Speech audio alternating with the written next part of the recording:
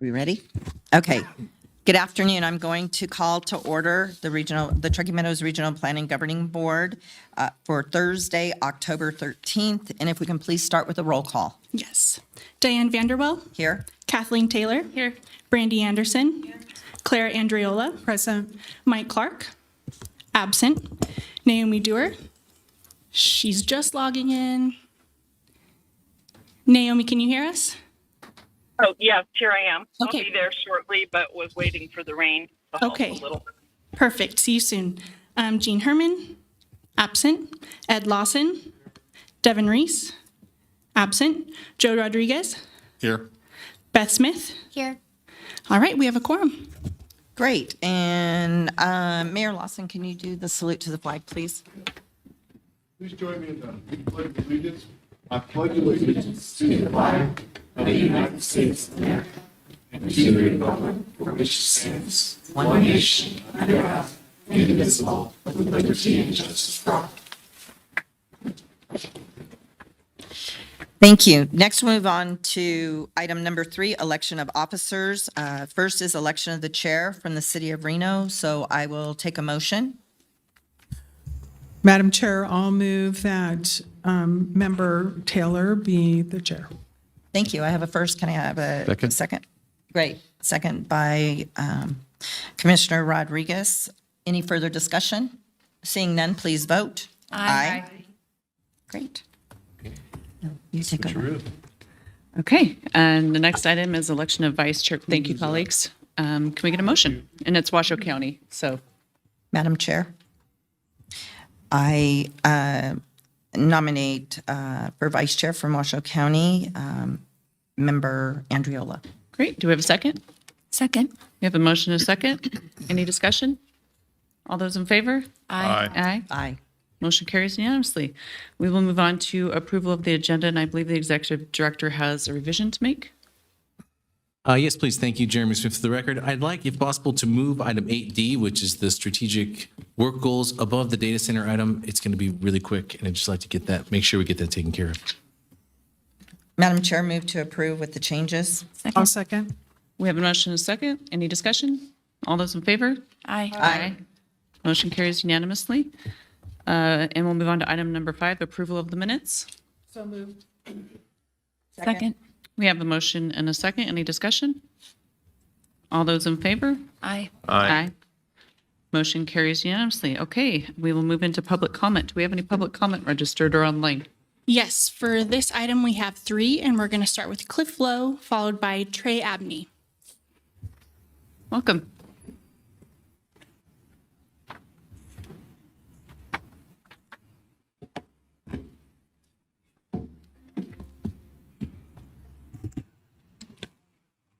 Good afternoon, members of the Governing Board. For the record, my name is Cliff Lowe, and I am a resident of the South Valleys. I am going to speak to you today not about an item that's on the current agenda, but an item that we understand will be on the agenda for your next meeting 4 weeks from today. Something I suspect you all have heard of anyway, and that is something called Sierra Reflections. Sierra Reflections is a proposed development of 940 homes to be built at the south end of Pleasant Valley. And I do not think it is, in my opinion, is not much of an exaggeration to refer to this plan as an abomination. I'll explain. But I also want to say that when it comes time for you to vote, I also think it is not much of an exaggeration to say that in your hands will be the future of the South Valleys. Should this development be built as it is proposed, it will be a first huge step towards changing the very nature of the beautiful South Valleys of the Truckee Meadows. I urge you, when you hear from representatives for the owner of that proposed development, be skeptical. Don't fill in any blanks. You will hear things, some things that are probably not true. You will hear some things that are true, and it'll be left for you to connect the dots in places that those dots should not be connected. Why is it an abomination? There are numerous issues with this. Among others, it is proposed to be built on a Mercury Superfund site. The evacuation situation in an emergency is already a problem where the primary route is on US alternate 395, which had seriously backed up when people voluntarily evacuated during the Davis fire, and it was already a mess. Add 3,000 vehicles to that. School zones. Pleasant Valley Elementary School is in Pleasant Valley. You'll be adding all these vehicles. And then there's the obvious thing, density. You might hear that there are no zoning changes being made for this development. That's true. But there is not a single parcel in this proposed development that is currently classified for more than 3 dwellings per acre. But if built as proposed, there will be as many as 12 dwelling units per acre using common open space subdivisions. How you vote will answer some questions that you as elected officials have to listen to from some of your people. Do you care more about the people who live here now or the ones who will move here in the future? What will be your legacy, whether you end your public service soon or whether you continue your public service? And the one most painful of all, can your vote be bought? Thank you. sir. Okay, we've had a couple more additions, so we have 4 more left. Next is Trey Abney, followed by Alexis Motorex. Good afternoon, Madam Chair, members of the Governing Board. Good to see each and every one of you. For the record, my name is Trey Abney, and I am representing the Nevada Data Center Alliance. And I will refer to our letter. I won't repeat all of that. I'm here today to talk about responsible data center development in the Truckee Meadows, and more importantly, about the need for a consistent regional approach to how we regulate these projects. First, we believe data centers can be tremendous assets for our region when they are properly sited and responsibly developed. They represent billions of dollars in private investment, significant tax revenue, thousands of construction jobs and registered apprenticeship opportunities, and long-term high-paying careers. At the same time, we believe data centers should be treated like other industrial projects. If a project creates noise, regulate the noise. If there are lighting concerns, regulate the lighting. Address setbacks, landscaping, buffering, traffic, building design, et cetera, just as we do with other industrial development. We should regulate the actual impacts of a project rather than create an entirely different regulatory system simply because of what a building is labeled or that it happens to be new or unfamiliar. But the most important point I want to make today is about regional consistency. Reno, Sparks, and Washoe County are not 3 separate economies. We share a workforce, infrastructure, utility systems, transportation network, housing market, and economic future. It makes very little sense for 3 planning departments to independently research the same issues, potentially hire separate consultants, draft 3 different sets of regulations, and 3 different regulatory frameworks for essentially the same industrial use. A data center shouldn't face dramatically different standards simply because it's located a mile or even a block across a jurisdictional boundary. TMRPA has done an excellent job promoting regional thinking and cooperation, and we appreciate Jeremy and his team very much for their hard work in reaching out. But we are not asking this body to create another regulatory process or to become the coordinating entity. We believe the jurisdictions just simply need to take charge, have your planning staff sit down together and come up with a common approach. Compare your codes, share your research, talk to the technical experts, engage stakeholders, and then develop that framework. That doesn't diminish local control. Each jurisdiction will still have your own zoning and make your own decisions, but starting from a common foundation will produce better policy, reduce duplication, save taxpayer resources, and provide greater certainty for residents and businesses alike. The Truckee Meadows has a long history of recognizing that what happens in one jurisdiction affects all of them. This is another opportunity to put that principle into practice. 3 jurisdictions, 3 governing bodies, but 1 regional economy, and there should be 1 consistent approach to responsible data center development, and we stand ready to be a resource and work with all 3 of your jurisdictions and each of you. Thank you very much for your time. Thank you. Next is Alexis, followed by Heather Jandalia.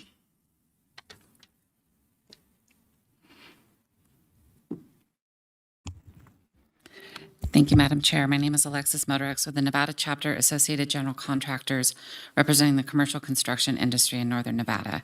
I appreciate this opportunity to comment on the draft policy recommendations for data center development. EGC supports thoughtful regional planning and reasonable protection of our natural resources and our community. We also support clear and predictable rules that allow responsible projects to be evaluated on their actual impacts. Our concern that has taken together several recommendations in the draft before you would operate less like objective standards and more like barriers to construction and economic opportunity. For AGC, the most immediate concern is the loss of good construction careers. Data centers currently employ thousands of skilled trade professionals. They support local contractors, suppliers, and professional service firms while providing opportunities to train Nevada's next generation of skilled workers. Once the initial construction is complete, the opportunities continue through expansion, maintenance, equipment replacement, and technical upgrades. The broader fiscal consequences are equally as important. Data centers add substantial value to the local property tax base. The personal property tax abatement does not eliminate real property tax on land and buildings. That is paid in its entirety, and equipment purchases also produce meaningful sales tax revenue. If projects move to another county or state, our jurisdictions lose the jobs, contracts, and revenue needed for schools, roads, public safety, and other essential services, while the region may still experience the broader growth impacts. Data centers are the digital infrastructure supporting advanced manufacturing, logistics, healthcare, financial services, and other sectors Northern Nevada hopes to attract and retain. Investment capital is mobile. The framework that is restrictive, fragmented, or unpredictable will not eliminate demand. It will just shift investments, jobs, and the broader tax benefit to competing regions.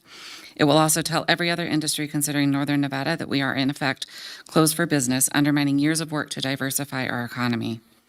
AGC respectfully asks that you consider the recommendations based on the principles suggested in the letters submitted by CREDA, Northern Nevada Now, and the Data Center Alliance. Responsible development and resource protection are not mutually exclusive. Northern Nevada can address genuine impacts without sacrificing construction careers, desperately needed tax revenue, and a reputation as a place where business can invest with confidence. Thank you. Okay, next we have Heather, followed by Tom Wicker. Good afternoon. Chair, members of the board, great to see you all today. For the record, I'm Heather Giandalia now, representing IBEW Local 401 today. First, I want to thank the board, along with staff, Jeremy, your team, for, first of all, including IBEW in the stakeholder process. The collaboration has been wonderful. We appreciate all the work that has gone into this. We know it's been a lot, especially on, oh, she's not here. Oh, she's right there. Yes, all the work that Natasha has done. IBEW Local 401 represents 3,500 skilled men and women working out in these facilities right now. They understand what these projects mean for our region, for our families. These create family-sustaining careers, apprenticeship opportunities, and investment in our local businesses and communities. As this process moves forward, we encourage policies that reflect a broader industrial landscape of our region. Northern Nevada is home to large-scale manufacturing warehouses, distribution centers, data centers, and other industrial projects with many of the same infrastructure needs and community impacts. With three jurisdictions at the table today, there's an opportunity to promote regional consistency and establish reasonable guardrails that apply fairly across large-scale industrial development, not just one industry. IBEW Local 401 stands ready to continue working with regional leaders and staff at the local jurisdictions as this process moves forward. We believe continued collaboration can lead to reasonable guardrails, greater consistency across our region, and policies that allow Northern Nevada to continue to grow and thrive. We thank you for including us in this process, and we're happy to help as things move forward. Next is Tom Wicker.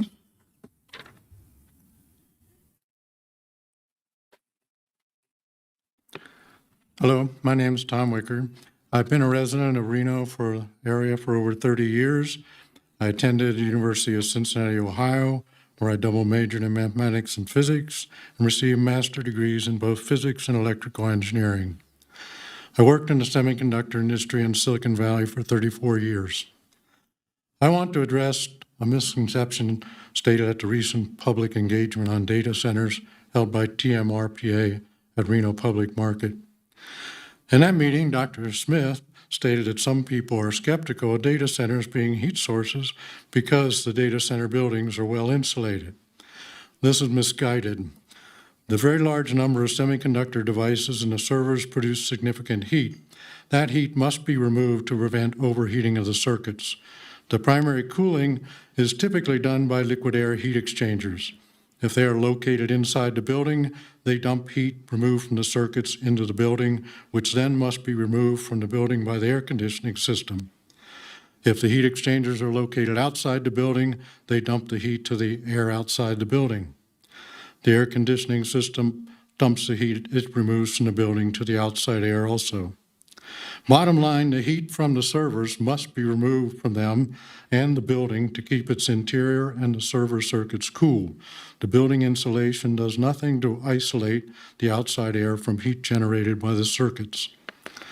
I also want to comment on a recent move by data centers to use single-stage turbines and diesel generators to supply their power rather than connecting to grid power to avoid delays.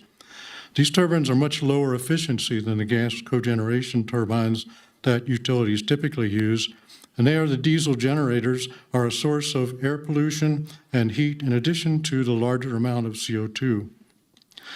Once capital is spent on the generating equipment, there will be a drive to maximize ROI. There is no legally binding guarantee for temporary use. As more and more companies move to build data centers in Nevada, the backlog of work for NV Energy to supply power to them will get longer. Companies will push to keep using on-site generation, and emissions will remain elevated into the future. Thus, even if NV Energy meets the RPS, the state's emissions will increase significantly for years rather than decrease due to continuing on-site power generation at data centers using fossil fuels. In that case, Nevada will fail to help prevent climate change, instead contributing to increasingly hot, arid conditions and more larger wildfires and larger flash floods locally, as well as worsening global conditions. Nevada residents will bear the cost of damage from these events. Thank you. We have no more for this item. Okay, thank you. We will move on to approval of the agenda. I'm sorry, yes, sorry, approval of the consent agenda. So moved. Second. Any discussion? All those in favor? Aye. All those opposed? Motion carries. Okay, we'll move on to item number 8, which is business of the day. Dr. Smith. Thank you, Madam Chair. Item 8A is a public hearing item. It's a regional plan amendment for the Clear Acre Commons case and will be presented by Regional Planner Chris Tully.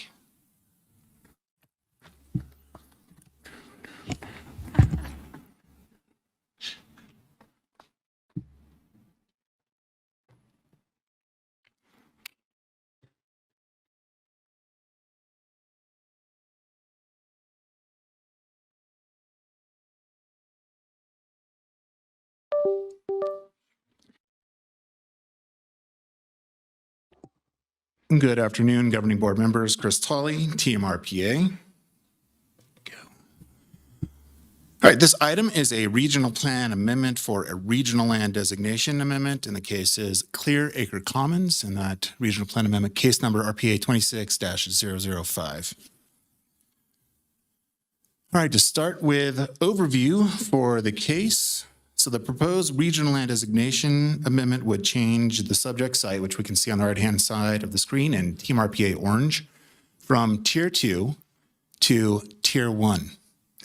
At the Regional Planning Commission's consideration of this item, they did determine that the conformance review portion of this, which is the amendment to the City of Reno Master Plan, was in conformance with the regional plan, and that would change the subject site from 10.47 acres of single-family neighborhood and 16.85 acres of public, quasi-public land uses to the suburban mixed use over the entirety of the site. The Reno City Council did approve and sponsor the proposal at their April 22nd meeting.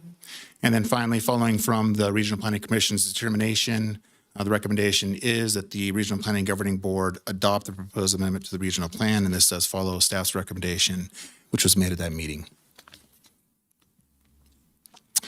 The subject site, which we can see on the aerial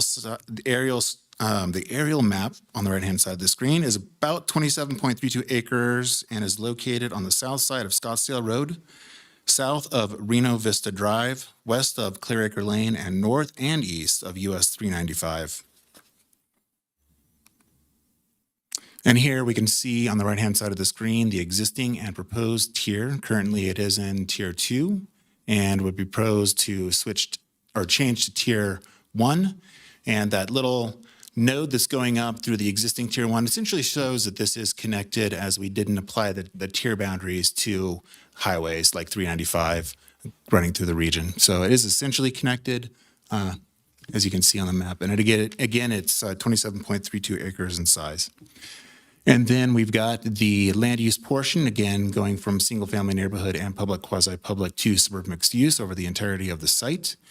And for context purposes, the proposed zoning at the City of Reno is mixed-use suburban.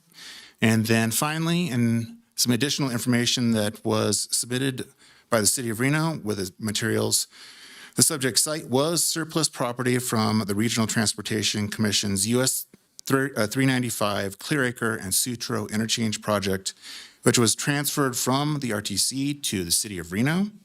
In 2024, the city entered into an agreement with the Northern Nevada Building and Construction Trades Council Development Corporation, or NNBCTC. The sale agreement requires that organization to construct one or more structures which altogether include at least 400 affordable housing units and 240 workforce housing units, and provide training during construction to workers as apprentices in order to retain or expand existing commercial enterprises that will create and retain opportunities for employment for residents of the city and really the region. All right, moving on to the policy considerations for this proposal. We have primarily policy RC10, which sets the overarching criteria, which we'll see on the next slide, and then policy RC5, which we can see on the right, which sets the criteria for inclusion into our various tiers. In this case, it's inclusion into Tier 1. We'll walk through that as well when we get to the staff report portion. And then as noted in regards to policy RC9, the conformance review findings, the Regional Planning Commission did determine that it was in conformance with the regional plan. So policy RC10 sets, again, the 7 criteria for consideration by the RPC and the RPGB for regional plan amendments. In regards to the first 2, the proposed amendment to Tier 1 land is not anticipated to significantly influence regional capacities and growth projections at this time. The SMU designation allows a diverse mix of commercial and residential uses. Furthermore, the potential uses and intensities will vary depending on site characteristics and compatibility with surrounding areas. As noted, the proposal includes a requirement of affordable housing units and workforce housing units. If a project of regional significance or PRS threshold is exceeded during a future development process, a conformance review for said PRS would be required. There are multiple residential and commercial developments in the vicinity, and the proposal fits within the character of this area. Additionally, the City of Reno has reviewed the proposal and determined that it is compatible with adjacent properties. From a regional perspective, the proposal is appropriate as existing Tier 1s are located to the south and in Sun Valley, and the proposal is also not anticipated to negatively influence or impact any existing or planned developments. Finally, the requested regional land designation represents a very small expansion of 0.09% of the overall area of the Tier 1 land. All right, moving on to the third criteria. As part of the submittal, the City of Reno provided analysis contained that indicates required utilities are in place and can be readily extended to the site to meet the requirements of the Regional Plan Policy PF1, which sets the list of facility and service standards. And then in regards to Policy 6, vision, goals, and policies of the regional plan, the proposal on balance furthers the vision, goals, and policies of the regional plan by allowing more diversification of potential land uses and the addition of affordable workforce housing unit choices. And finally, the proposal to amend the 2024 regional plan to change the regional land designation to Tier 1 is not anticipated to negatively impact the health and welfare of the community. By allowing the establishment of Tier 1 on the site, the master plan amendment process would allow for the proposed City of Reno land use designation of SMU to be established on the site. And then quickly in regards to policy RF5, and this is a criteria for inclusion into the Tier 1 land. In regards to the first one, the subject site is adjacent to Tier 1 land to the south across 395 and in proximity in Sun Valley. Second criteria, suburban mixed-use designation allows a wide range of residential and commercial uses at varying densities and intensities. And based on the representation and the materials submitted, the subject site will provide for additional affordable and workforce housing units. Third criteria, any development on the subject site would require the appropriate infrastructure as conditioned through the City of Reno.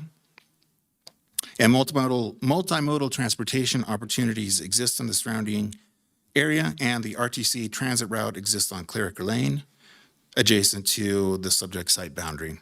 And then finally, the fourth criteria, or D, the public facilities and services required to serve the proposal are available and adequate as required by PF1. So in conclusion, the Regional Planning Commission and Regional Planning staff recommend that the proposal is supported by the policies or recommend adoption of the proposal for policy RC10 and RF5. And then as noted, the Regional Planning Commission weighed in on policy RC9 and found it in conformance with the regional plan. That does conclude my presentation. However, Team RPA, City of Reno, and the applicant to Reno are available for questions. Thank you. Thank you, Chris. Commissioners, do we have questions? Okay, I'll open the public hearing and see if there's any public comment. We have none for this item. Okay, we'll close public comment and entertain a motion. Madam Chair, I'll move to adopt RPGB Resolution 26-05 regarding an amendment to the 2024 Truckee Meadows Regional Plan based on the findings listed in the staff report. Second. We have a motion and a second. Any further discussion? All those in favor? Aye. All those opposed? Motion carries unanimously. Thank you very much. We'll move on to item number B. Thank you, Madam Chair. This is Director Smith. For the record, item 8B is another public hearing. It is a regional plan amendment for a Nevada Energy Utility Corridor, so a regional transmission corridor, and two sites, I believe, are tying into two existing sites. And again, we have Regional Planner Chris Tully. Thank you, Chris. Good afternoon again, governing board members. Chris Tully, Team RPA. So this is a regional plan amendment for utility corridor, case named NV Energy Utility Corridor, and case number RPA 24-002. All right, to start with the overview, you can see on the neighborhood or the regional form map, you can see in the gold color the proposed regional utility corridor. So this proposal is to establish a regional utility corridor to accommodate a new 120 kilovolt electrical transmission line. The proposed transmission line is generally located between the Bordertown substation, and that's the Cold Springs area, to the north, and the California substation in the Verdi area to the south. The Regional Planning Commission adopted their resolution 2606, regarding the recommending to the Regional Planning Governing Board that they adopt the proposed amendment to the regional plan, and this does follow staff's recommendation to the RPC. Continuing on with the overview, the overall utility corridor is about 10.9 miles, and that again would house the 120 kilovolt transmission line. And then on the maps on the right-hand side of the screen, the one on the left shows that the proposal is located on both private and federal lands, although from my vantage point, it looks more like a fluorescent green, but that would represent the federal lands, and then the gray area would represent private lands. And then the map on the right shows the dark blue, where the City of Reno is located, and then the light blue, the unincorporated portion of Washoe County. So those are the two maps showing the full run of the proposed corridor, and then the purpose of the transmission line is to provide a redundant or backup facility to the existing transmission lines generally located on the east side of Peavine Peak. And we can get that perspective here. So this would be on the west side provide redundancy to those that are located on the east side. There we go. Okay, so at the Regional Planning Commission's July 23rd meeting, again, they recommended that the RPGB adopt the proposal and also found that the PRS portion of the proposal in conformance with the regional plan. And moving back in time, on May 7th of 2024, the Washoe County Planning Commission did approve the proposal for their portion, which is 6.8 miles. And then following that, on August 28th of the same year, the Reno City Council approved their portion of it, or the City of Reno's portion, which is approximately a 4.1 mile portion. The cases were submitted back in 2024, and due to an outstanding legal action, which was brought to resolution, that allowed the cases to move forward to be considered through the RPC and RPGB. All right, and then the policy perspective of this, the regional plan does identify that regional plan amendment is required to reflect new utility corridors in the plan, which you can see the map on the right-hand side of the screen. And then also that a PRS is required for consideration of the transmission line portion of this. All right, the same criteria for policy RC10 that we saw on the previous items here for consideration by the RPC and RPGB. And in regards to the first three criteria, the electrical transmission line is intended to add redundancy to the electrical grid within the service area and to provide additional electrical service. The proposal to construct a new transmission line is not anticipated to affect population growth, existing or planned development, nor will it require or impact existing public facilities and services. The proposal was reviewed by the United States Forest Service, and this was commencing in about 2009 and ending in 2019, so a 10-year consideration for the National Environmental Policy Act. And they looked at a wide range of information as part of this, potential impacts, and then multiple alternatives, and settled on this as the preferred alternative.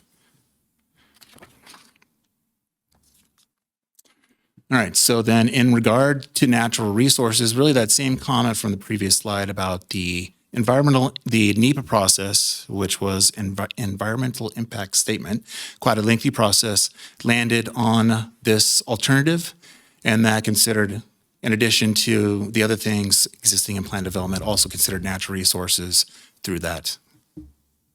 And staff doesn't believe there are any anticipated significant impacts, and those that were addressed through that NEPA and EIS process. All right, in regards to criteria 5 and 6, the proposal is not anticipated to result in any intergovernmental impacts and supports the vision, goals, and policies of the regional plan. And then finally, the proposal to amend the 2024 Truckee Meadows Regional Plan to establish a new regional utility corridor is to the benefit of the health and welfare of the community. The materials submitted by the City of Reno indicate that this proposal has been considered overall for approximately 20 years as a primary means to increase energy resiliency, which that resiliency is a policy of the regional plan as well. Resiliency in the region by establishing an alternate transmission line for the purpose of increasing redundancy and adding capacity to address regional growth and electrical demand. With that does conclude my presentation. However, TMRPA staff, City of Reno, Washoe County, and the applicant related to both entities are available for questions. Thank you. Okay, thank you, Chris. I'll bring it back to the board and ask if we have questions. Starting to my left. I don't see any. Question. Councilmember Dewar. Yeah, thank you. I have a couple questions, Chris. This was discussed quite a few times or a number of times at City of Reno. And what I was wondering, what was the resolution of the legal case? That was to cross, I believe, the land that was part of the one of our big developments. Yeah, our understanding is that that was essentially settled and that they rested or moved forward with the alignment that the City of Reno, that you guys had approved. Okay. So yeah, that is the determination. So they dropped the case or they settled the case? Or? I believe it was possibly settled or dismissed. I don't know the legal terminology for this. But it went through the one, we had recommended a path that resulted in the fewest trees being cut. There was a very forested area, and the proposal that came to us was to, from our staff, was to have it in a less forested area. Yeah. And this is the alignment that was approved by the Reno Planning Commission and then by you guys. Yeah. And is also, as I noted during the presentation, is a preferred alignment that was considered by the U.S. Forest Service. Forest Service. So, yeah. And then the other question is, well, there's two more anyway. One, it's supposed to be redundant. And do you have on your slide, I may have missed it, where the current power line is? There. That it's supposed to be redundant to? Yeah, so I don't know if I have the full set of them, but that northern, you can actually see it barely from my perspective. So there is a power line running in, and I guess this would be more the north side of Peavine Peak, but you can see it going across US 395. So this would run in what could possibly be the same corridor. Is it the red on our map? Okay, yeah. Okay. So we should be looking at the same thing. When this came before us at Reno, one of the questions I had is why were we cutting across a very significant peak to our community, in this case, Peavine, which many people view as not wilderness, but a very valuable open space. And why were we cutting right through this valuable open space instead of following alignment that would be more aligned with current roads, those kind of things? Do you know the answer? Yeah, and we had many discussions with the City of Reno staff as well as NV Energy, and the requirement came to them, I don't remember at what level, at the federal level, but essentially they were told that they need to build into their system some redundancy. Right. And by saying redundant, it's not meant to follow the other power lines that exist really on the east side of Peavine Peak, because if there was a failure of service on that side, they would all be related. So by having a separate corridor following or running between the two utility stations, that provided the redundancy that met essentially the federal requirements. You're saying they didn't think it could parallel the path on the roads? That it needs to go a different place? Yes, that's what Councilmember we Dewar, I think analyzed. Director Smith has a Oh, good. Yeah, thank you, Madam response Chair. So Thank you. I think, Chris is absolutely right. And our first question was, why not put it in the existing corridor? Right, And exactly. our understanding is that it comes down from the federal government in terms of redundancy. And by its nature of the requirement, it needed to be separated.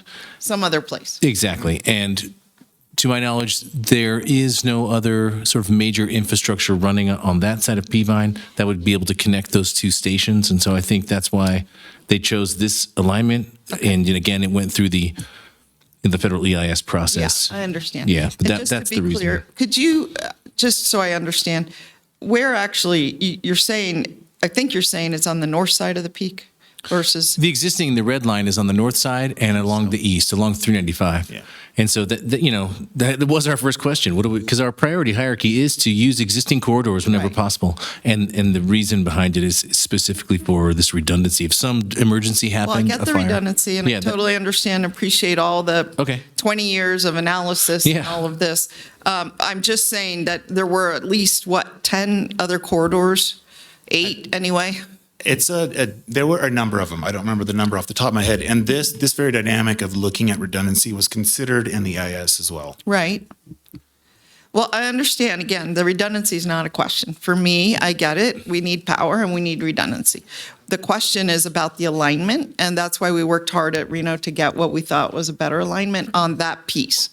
This is the entire corridor, much of which does not go through Reno. but Is the goes- EIS is the EIS available for Councilwoman Dewar to look at, the results of that? Yeah. Yeah, we've got it on our submitted materials page there. Yes, the Yes, we're not document's here to there. debate the alignment, I don't believe.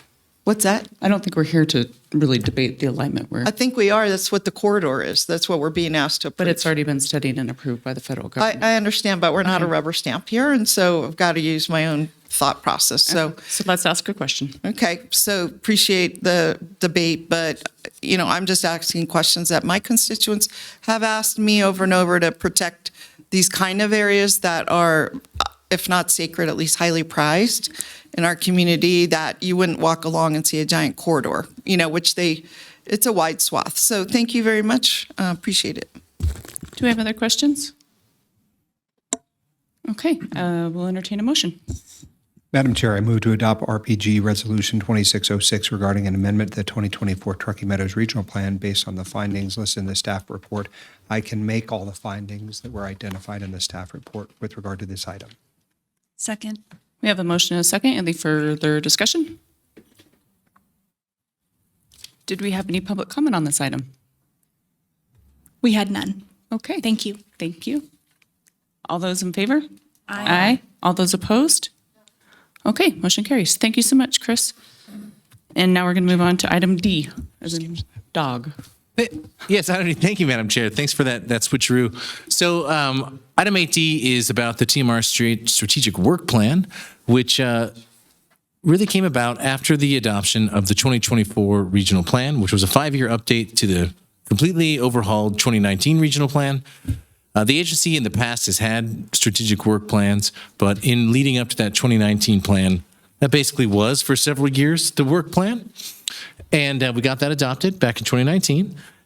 And then we knew at that time that we needed to do a better job on the natural resources front and also on public infrastructure. And so the work plan of the agency, thank you very much, during the interim period between 19 to 24 was largely focused on natural resources plan activities and the public infrastructure plan. And we also dealt with COVID during that period. So we got through that stuff in 2024, though, and that said, okay, past Chair Andriola, now Vice Chair Andriola at the time, said it's probably time that we come up with some strategic goals, be transparent, make sure there's some accountability of what it is that regional planning is doing. We thought that's a great idea.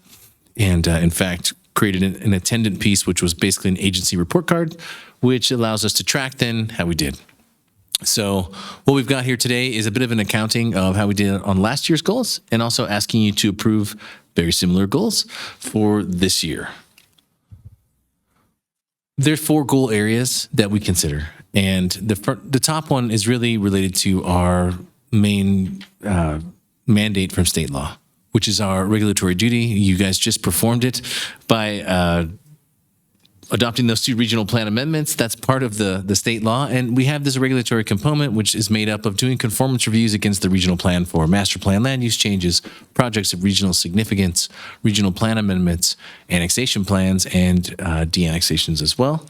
So we take those as they arrive because we don't do that part. We don't initiate typically. There's a couple of small avenues where that could happen. We don't initiate those changes. Typically, they come from the jurisdictions as our applicants. So a jurisdiction will be applied to for a change, goes through the jurisdiction process. If approved, then it's applied to TMRPA when appropriate. So we just kind of take that as it comes. Then, of course, we have a mandate to align thought and to make sure that there's consideration among the 3 jurisdictions and our affected entities like the RTC or the school district that we're all thinking similarly about how we're planning to move forward. What's the vision of the region? We're going to talk about data centers in a second, and that represents a regional coordination effort where we're trying to, again, come together and row in the same direction, not go opposite directions, similar to the comments we heard previously. So that becomes a big part of the work that we do. We also kind of to be a value add to the region, really tried to buff up our data and analytics component. A lot of that has to do with geographic information systems, or GIS.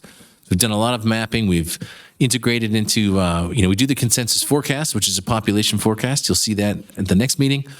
And further, we do a spatial disaggregation, parcel by parcel, on vacant land, take that 20-year outlook and put it on the landscape, sometimes with multiple different scenarios, to inform infrastructure planning. Where do we see new developments occurring? What kind of upgrades to sewer treatment or water delivery do we need, or schools? And we provide that to RTC for their transportation demand, and to all of the affected entities, and of course on our website as well. So in addition, we've become the official trackers of dwelling units, and we, in collaboration with the Washoe County Assessor's Office, who does the real work, we receive it from them, correlate it, put it into our land use fabric, but then we do some work on it to provide to the state demographer in collaboration with our jurisdiction partners to influence or just basically provide information for the demographer's certified estimate of population every year. So that's just a couple examples of the work we do. And then finally, we have administration of the agency itself, human resources, payroll, budgets, audits, file management, and the like. And so that's a section. So those were the same categories that we're proposing those. In fact, maybe let's bring up the document if you wouldn't mind. Just quickly, if you just kind of scroll through, stop right there. That was pretty easy. We went through regulatory duties. I forgot to mention the home ratification, which is also one of our regulatory duties. Then we go to regional coordination. Right there, we're working to bring this in October, a new guidance policy around school approvals. We've got data centers up there and all of the stuff we've been doing in terms of trying to coordinate that. In this year, those bullets are actually less than they were last year. So because we've done a lot of work, and you're going to hear about that next. And then just generally, participating in shared work programs. Actually, that's down in the data part, but coordinating with tribal governments. We have a policy specific to that, the economic development authorities, and local jurisdictions and affected entities. In fact, you may remember, we formed a subcommittee of the Regional Planning Commission to address specifically regional coordination. It met a couple times. It's still something that we have available, and once we get kind of past this big push on data centers, I think we'll revisit that and see if we can bring that together for a relevant topic. Moving down to data and analytics, I mentioned another thing we buffed up was the annual reporting. There is a state law requirement that local jurisdictions, affected entities must submit a report indicating how they further the goals and policies of the regional plan. For a long time, those reports certainly were submitted, but they kind of sat on a shelf. And so we've buffed that up with some summarization, a website where we've added data and analytics about 7 or 8 different categories, including demographics, housing, jobs, land use change. So we're actually actively trying to provide metrics for the region every year. As I mentioned, the public infrastructure plan and natural resource plan, those are new items that reflect our mandate in state law, but provide resources across a wide range of information, access to data in the natural resource data portal, and annual tracking of capital investment in 5 infrastructure domains, along with CIP, Capital Improvement Program forecasting. So our next big push on that is to spatialize so that we can do a better job of linking where we're planning to invest on infrastructure improvements and what we know about land use development approvals and growth. I mentioned the shared work programs. We continue to have shared work programs, which we approved at the last meeting with the Regional Transportation Commission and the Western Regional Water Commission. We're working on stuff for the Regional Water Management Plan update right now. Do the consensus forecast, and just, we've really been trying to buff up our geographic information systems, make it more transparent and available. And one of the things that we want to do is add that third pillar I've mentioned. We did natural resources. We've got that infrastructure document. We want a third document underpinning the regional plan, which is specifically about our population forecasting work, all that spatial disaggregation, housing, and the methodology behind it, how we do it, so that work can continue. Then moving on to administration. Standard stuff, right? Payroll, like I said, audits, how we schedule, organize stuff. We did a big phase 1 assessment with PoolPack and got our HR file structure and job descriptions up to snuff. We typically, every couple years, look into changes in the legislature that can affect our employee handbook and any of the rules therein. So we're doing that. And this is a great point for me to indicate that we have actually hired a new admin assistant. Erica Root is over there in the staff section, and she replaces Carla, who left us a while back. We're excited to have Erica. She just started on Tuesday, so she's watching right now, but soon we'll see her over in the clerk position. She'll take over those duties. So welcome, Erica. Okay, thank you for that. Moving on to last year. So we had a very similar set of stuff that we looked at last year, and we sent out the agency report card, or it's actually called the Strategic Goals Performance Report Card. And it basically had four settings, 4 scores. Exceeds expectations, meets expectations, needs improvement, or unacceptable. And then there was another one, unable to score, which there was one of those. But predominantly we got that back from most folks, and you can see that generally we are either exceeding or meeting expectations. We did see in the administration section that we could use a little improvement there, specifically around, it's really around our old files. Since I'm going to spitball here, but like 2011, 2012, maybe even 2010, we have an incredible digital file system, very organized for all cases. And then prior to that, we have some scanning that needs to be accomplished from paper. So a lot of it's done, but it's not completely done. And I think that's an area that we're going, with Erica's help, we're going to take on, because we believe that, being responsible stewards of public service, public government, we should have a record of the entire history since 1989 of the agency and make it digital. So there's no reason to even though there are records retention rules that would allow us to move past that, we can get it, and there's no reason to get rid of it. It's all part of the history. And I myself personally, as I've mentioned before, have thrown in old audio tapes or VHS tapes, and they have been useful. So it's good to have that information there. So I think we did pretty good. We're going to work to get it all up into the exceeds expectations for next year's report card. And then just a couple of comments. Let's read them really quick. These were comments that went along with the report card, so you could check, how you felt it met, but then also give us some context. So the undertaking of data centers in terms of extensive research and public engagement, which is not directly required as a regulatory function, supports the director and team's warrants choosing the exceeding expectations category. Thanks for everyone's participation. Through the Team RPA director's leadership, alongside the hardworking and talented staff, I agree. The team exemplifies collaboration no matter how big or small the task or objective they tackle, with a priority to reach out to the community and all stakeholders. The team is doing an excellent job with the resources they have and the new challenges we lean on them to support us with. I would be interested in learning more from the team about where they need more resources and support. I have some of that coming to you in the next one. And the accomplishments with such a small but mighty team are exemplary. Keep up the great work. So with that, attachment 1, I believe, was that document we just went through, which is for this current fiscal year, the strategic goals, and basically looking for a motion to approve those goals so we can keep moving forward. Or if you want to change something, I'd be happy to answer any questions and we could talk about that feedback. Thank you. Thank you, Dr. Smith. Questions and comments from the board? I'll start to the left. Don't see anything to the right. Mr. Mayor. Mr. Mayor has a comment. Yeah, I've been on this board for a long time. It's before Jeremy was the director. This is a great group. This is what we referred to back in the old days, the keeper of the information. You guys are the ones that keep the information for us for regional purposes. It was extremely important coming out of the Great Recession, knowing where land uses were, gas pipes, power, water, all those things, and regional planning keeps track of all that for us. And I want to also thank you for the data center research. We're not going to take any action on it as a board here, but that information being regionally available, I believe, is very, very important. But you guys have done a great job, and I want to thank you for that. Mr. Andriola. Thanks. I just wanted to echo, so in terms of being respectful for everyone's time, incorporating this and really having everything transparent, I think, has been the mission of the organization since day one, but to actually put it in a tangible way is appreciated. I, too, want to echo the point of all the hard work on the data center, but I do think it's also been proven, even in 2019 or 2020, when housing was really looked at, right? And the fact is that the scope of that and what came out of that and is being adopted and looked at from all jurisdictions.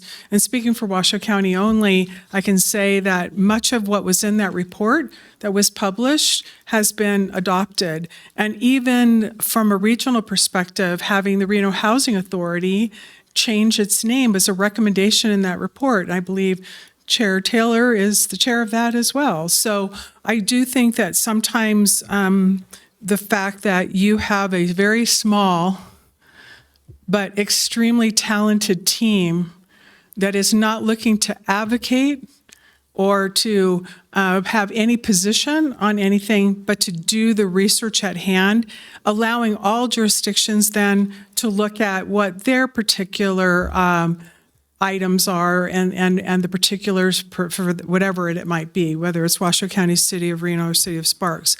But I can't thank you enough for adopting this. And I'll just add to my colleagues that this is also a great opportunity to consider on the performance evaluation, because it's just one part of it. And when we revised the performance evaluation, we took that into consideration as well. So it really is a comprehensive approach, I guess I would say. Even though we're looking at just this piece, it really was looked at in a bigger way, and I wanted to share that as well. So if there isn't any other comments by any of my colleagues, I'm ready to make a motion. Looks like Commissioner Dewar. Oh, Ms. Dewar. Jeremy, having served on this board, I guess not quite as long as the mayor, because he's been in office longer than me, but the entire time I've been in office, I've had the opportunity to see you and your staff really year after year knock it out of the park on an incredibly small budget with a very small but very mighty staff. And it's not just the intelligence that they bring to the job or their academic training, but it's the fact that you have molded them into a team that works extremely well together. And the results of that show, you know, in the work you've done. I know when I was chair, one of the things we started was the natural resource plan. And you were able to, you know, very difficult new topic for this agency, but you were able to, using GIS, and other types of data, put together a very comprehensive plan.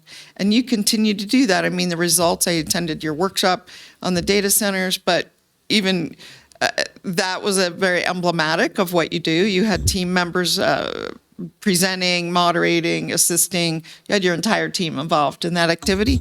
And I just think no matter what you put your hands to, your team and you continue to excel and really show the way. So I appreciate everything that you do. Thank you. Commissioner Andriola, did you want to make a motion? Yeah, and again, it takes real leadership to deal with hard things. And your leadership shows. And so does your team. Ms. Smith wanted to say something. I do, Chair Taylor, if that's all right. The nature of my role is a unique one. I'm a non-voting liaison representing the school district on this board, and my entity overlaps with all of yours.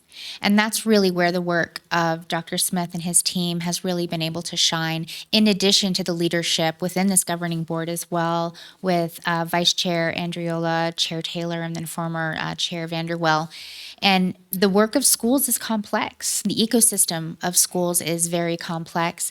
And we have been able to work together in a collaborative way with Dr. Smith's team through challenging and delicate matters that allow our community to evolve in a responsible and reasonable way forward, again, across all three jurisdictions. And so on behalf of the school district, I wanted to offer my thanks and recognition. Thank you. I'll give it a try. Here we go. I move to approve the TMRPA Strategic Work Plan and Goals for FY 26-27 as presented in the staff report. Thank you. And I'll second. Okay, we have a motion and a second. Any other discussion? All those in favor? Aye. Any opposed? Motion carries. Thank you, Dr. Smith. We'll move on to number C. Thank you, Jeremy Smith, for the record, and thank you very much for those comments. Appreciate your support. So next, we're to our data center item, and we're excited to reveal our results to date and talk through the work we've been doing and what we found, and also suggest some next steps to finish this up. Here we go. Okay, so as some background, I think hopefully for all will acknowledge that data centers have been a necessary component of the infrastructure that supports the digital economy that we all seem to participate in, most of us anyway. Banking, e-commerce, communications and social media, entertainment, internet searching, cloud computing, business operations, and now we're seeing more and more of this concept of artificial intelligence, and it seems like that's really where the scale has things have really escalated, and it's leading to a different kind of data center product to support this massive growth in AI. And I think that many of the concerns are with that scale of that and the attendant energy demand, potential water demand, and then potential impacts that come along with that. Also, as we heard earlier, what are the economic benefits that potentially can come from that as well? And we're trying to keep, in all of this research we do, very neutral, objective stance, kind of following on those comments we just heard. We're not advocating for or against data centers, but we are trying to reveal information that we learned and garnered through interactions and interviews with tons of organizations and the public about data centers. Why are they coming here? I mean, it's kind of happening everywhere, but we did hear that I think we're number 5 in the nation in terms of a target area for data centers. And some of the reasons for that is, proximity to Silicon Valley and the latency conditions, the land, the tax advantages, and the infrastructure availability. So we were first tasked by the Regional Planning Commission back early in 2025 to start doing research about data centers. Then Chair Carrie Rohrmeyer, who was the chair of the Regional Planning Commission at the time, off the Reno Planning Commission, basically asked the commission, is this something that you want TMRPA to do? And they said yes. And so they said, go forth. And so we did some research and we started, we did a staff report or two. We built a web page with lots of information. We got some things wrong and then we fixed them. And I think, that continues to happen from time to time, but we always want to address the mistakes and mischaracterizations. Thank you, Tom, for the correction on the installation piece. We'll get that taken care of too. But we kept working and we kind of got to a point where we felt like we had a pretty good take on the state of certainly energy, water, land use, and the economics. We had talked to a lot of people. And we brought it back here and we got clear direction from this body that we needed to just push it a little further. We needed to do more. And that led to us coming up with this TMRPA engagement effort, which is really kind of what we heard and what we've been trying to do is come up with the information about really land use, because land use we're a land use agency, right? So that's first and foremost in our minds. And what are the rules if a data center comes in to get an approval? What's our collective response? What are the rules we're going to choose, right? So to align the collective response of Reno, Sparks, Washoe County, this region, so that companies know what to expect coming here. It may be different in Story County or Lyon County, but I think this body asked us to figure it out and bring it back some recommendations so that we had a common approach, or at least could consider that. And so really starting in earnest in May of this year, we contracted with Natasha Majewski from Right Brain, Left Brain Communications. It was a long history. We're going to hear about when she's going to talk in this presentation as well about the work that she did to really help us reach out and contact these organizations that are across the spectrum in terms of how they interact with this data center topic and garner that information, schedule every interview, conduct the interviews. Nate, Kusha, Chris Tolley, and I participated on many of them, but she did every single one. So it was a huge effort, and we did, I think to date, 37 or 38 interviews. So just ranging from a half hour to well over an hour, sometimes multiple times, collection of resources, and just collection of the data. So just fantastic work, and really appreciate all your work on that, Natasha. But that was the idea, to get a balanced view of data centers. And as you saw last week, there also is a component of this of reaching out to the public and making sure that their voice is heard. And that's part of the balance, making sure that it's just not organizations and government, but also the general public and what do they have to say. So again, kind of what we hope to accomplish is to get this wide range of perspectives, engage the public, get their sentiment and voice, report back. We're doing some of that here. And I think, again, align the rules, but also we found through this that a lot of these topic areas and the rules that need to be set, or the best practices or regulations, or however you want to call it, they don't happen at the local or regional level. They're going to happen at the state level.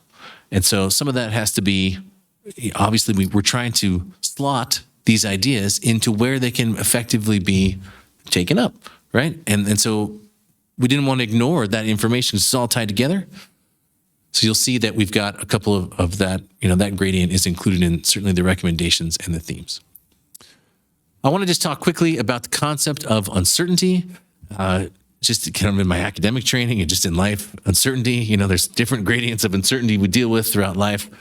And in this one, it's bigger than normal, I would say. It's just the inability to predict future outcomes with complete confidence. That's the idea of what uncertainty is generally.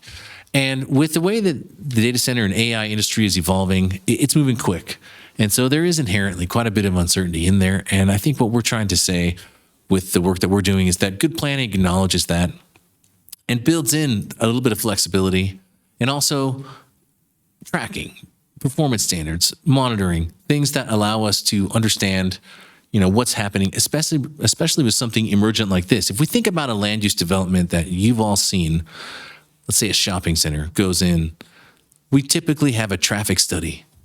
And we've been doing those traffic studies, and those have been part of the approval process for decades, right? We have great observations about traffic studies. And so when that goes in, we know about what impacts given land use is going to cause. And then as part of the approval, we can say, hey, we need a signal here, we need a right-hand turn lane. We mitigate the impacts. And so the uncertainty is quite a bit lower in that perspective for a traffic study. But what we're trying to do right now, I think, is react to this thing that's happening. We don't have the decades of observation of what this particular land use type is going to do. So that's why, again, we've tried to undertake and bring as many perspectives as possible and get the information consolidated and in front of us so that we can, number one, attempt as quickly as we can to mitigate those things we can figure out, but also monitor and maybe come back around and say, hey, we learned this and we can relax this, or we need to intensify this regulation because it's going this way. So the monitoring becomes part of this. So that's just a concept that I wanted to get out there.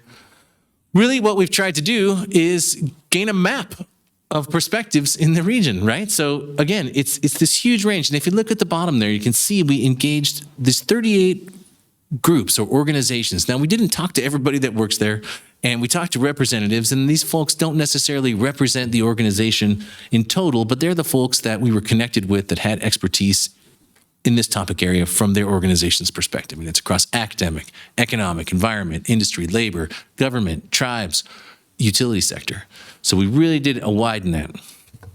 And Natasha's going to tell you exactly who we talked to when she gets up here.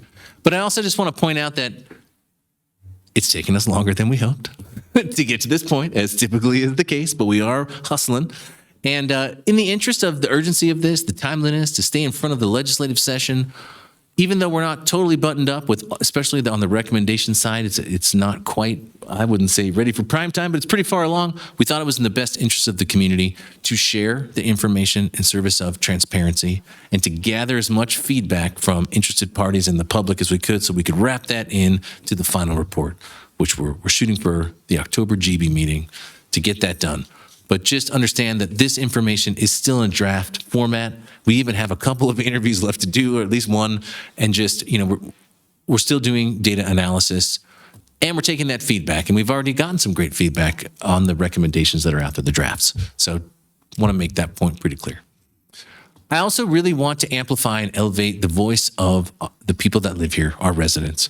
We put out a survey that really, we just kind of put it out there as an engagement tool to get people to maybe pay attention to what we were doing. Well, after last week's community engagement, people were paying attention. And we went from about 150 to 160 responses. In advance of that, now we're at 8,000 responses in the matter of a week. 8,000 responses to the survey, which is insane. And so we've done some work to try to, get in there and see if it's like bot traffic or duplication or anything like that. And at least 4,500 of these responses have unique text comments in the little text box at the bottom.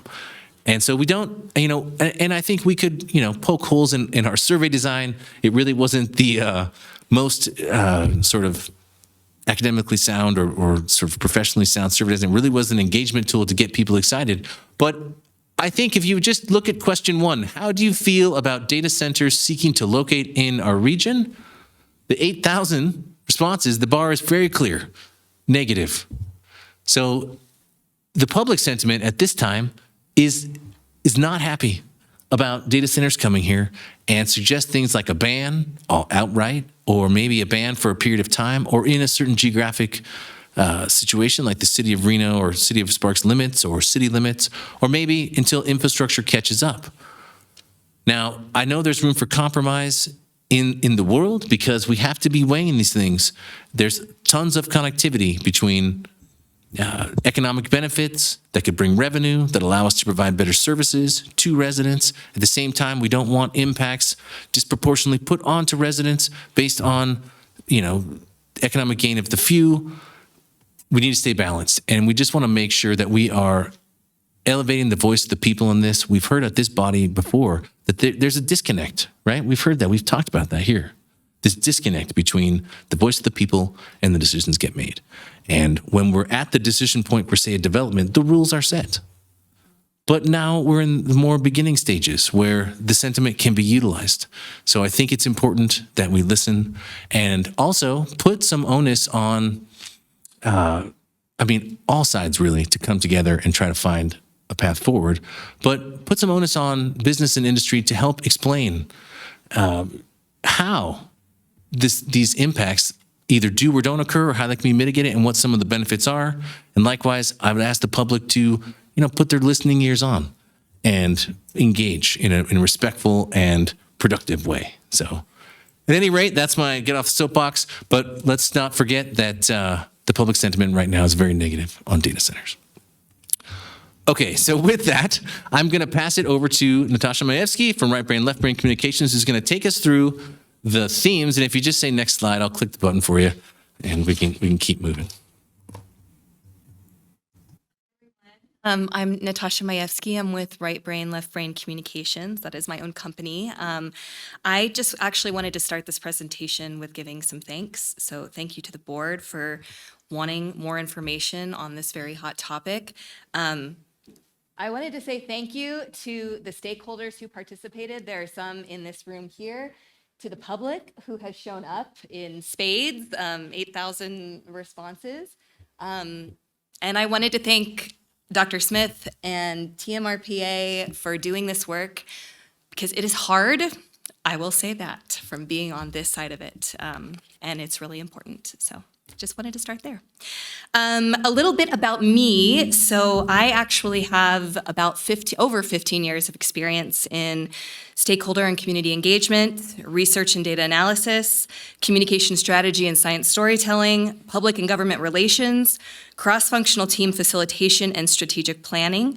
I've had my own business for 7 years of that. A lot of it's referral only, but I've been doing this work for a long time, and I've also been doing this work at kind of this nexus of difficult charting new territories. So just some examples, I've done work for USAID in Nicaragua, working with 30 different organizations for capacity building diagnostic, for human rights and democracy. I have worked at the private sector and academic level with cannabis policy regulations that happened when the state opened it for recreational use, and a lot of counties across Nevada threw down moratoria, which I worked throughout the counties, and also with the University of Nevada, Reno School of Public Health to do academic research on it. I've done research with the Colorado River, with stakeholders down there, doing engagement with them. And one of the ones that was really difficult is I actually worked for the Burning Man Project the year that they went online, and I had to do engagement and participation, moving Burning Man to an online thing. So this is all to say I've done hard things. And so I guess to move forward, this particular study. So Jeremy, next slide. So I really wanted to address the purpose of the stakeholder, the interviewee stakeholder part of the study. It's really a qualitative study. It's really to provide more understanding, to let the concerns, sentiments, thoughts, and ideas come up with a wide range of interviewees and stakeholders that all had some degree of expertise in certain aspects of this related to the overall study and their potential impacts to the Truckee Meadows region. Next slide. The study design had this pre-interview survey, which really was an engagement tool in the beginning, and then a lot of semi-structured one-on-one interviews that ranged, as Jeremy said, from 30 minutes to over an hour, sometimes multiple ones. We had interviewee stakeholder meeting where we got a lot of people in the room. It was actually really cool to see from all these different groups to kind of talk it through and get through things. We could have used more time with that, but we've had a public community conversation last week. It was lively. We have had this meeting right now, and then we're going to continue the study. And data analysis to date, this is a lot of information. The scope has gotten really big because so many people, we want to involve so many perspectives because it's a really big topic. So we are coding with a structured tracker, capturing per question summaries and emergent themes, flagging claims for independent sourcing, and then synthesizing into a cross-cutting themes summarized in this presentation. Next slide, please. So these were the topics that we talked about. We talked about data center development, general attitudes. We talked about water use, energy and power supply, financial costs and benefits, land use and siting, other concerns such as impacts to tribal sovereign nations, the environment, community equity, and public health, regulatory recommendations, drivers of industry growth, and long-term outlook. Next slide, please. Okay, this is so I'm not going to read everybody off here, but just so you can see, we have so far, and I just want to also really iterate, we are still in active process. We're still doing interviews, we're still doing analysis, we're still amalgamating information, but we have so far spoken with 48 people across 37 organizations, and we really were trying to get a balance in different kinds of information, different kinds of expertise. So we have people from the academic and scientific research sector, from economic development, from environmental conservation and community advocacy, from the data center industry, from labor unions, from local and county government, from state government and regulatory bodies, from utility sector, from tribal government. We actually have a pending conversation with the Pyramid Lake Paiute tribe. It's been pushed back because the fires are impacting Nixon right now, but we will be speaking with them. And then we had just kind of this other category, which spoke to a journalist who'd worked in this, spoke to a natural resource planning organization, and Redwood Materials, who does batteries. So a lot of people, I do just really want to make mention, though, as Jeremy had said, that these views and opinions expressed are of our interviewees. They do not represent the organizations as full or their affiliates, but they are, we just wanted to have expertise across the board of this area. So next slide, please.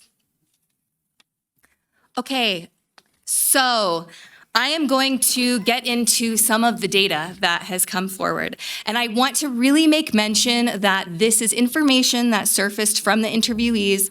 As Jeremy said, we are not putting a lens on right or wrong or better or worse, or it's not even a one-to-one. It is really themes that have surfaced for more information to be looked at, as well as tensions. So that's what I'm going to point out today because I thought that would be valuable. So the tensions that have kind of arisen from the study. So here we go. So the first one, across themes. So this was kind of what didn't fit into the rest of the buckets of the study. So we have jurisdictional regulations, governing authorities and aspects of data centers, and if those governing bodies have adequate monitoring and enforcement capacity, and then rules that are already in place. Also, regional consistency, general support emerged for core rules set at a regional level, some recommending a floor that can be exceeded at the local level and not a race to the next city kind of situation.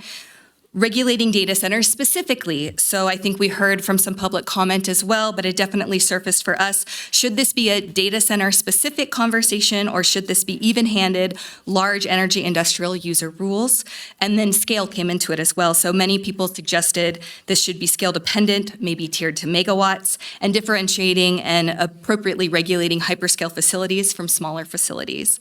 Reporting and monitoring was massive, that rose in the study. So a discussion on things like actual impact versus what was permitted in monitoring, enforceable permits and audits, standardized water monitoring, verified water rights, water per megawatt rather than reporting water per raw acre foot, energy use disclosure, cost shift protection for payers, local impact data and monitoring. And then there was another kind of conversation around, how these kind of can impact a Nevada business-friendly kind of regulatory environment and create friction for business.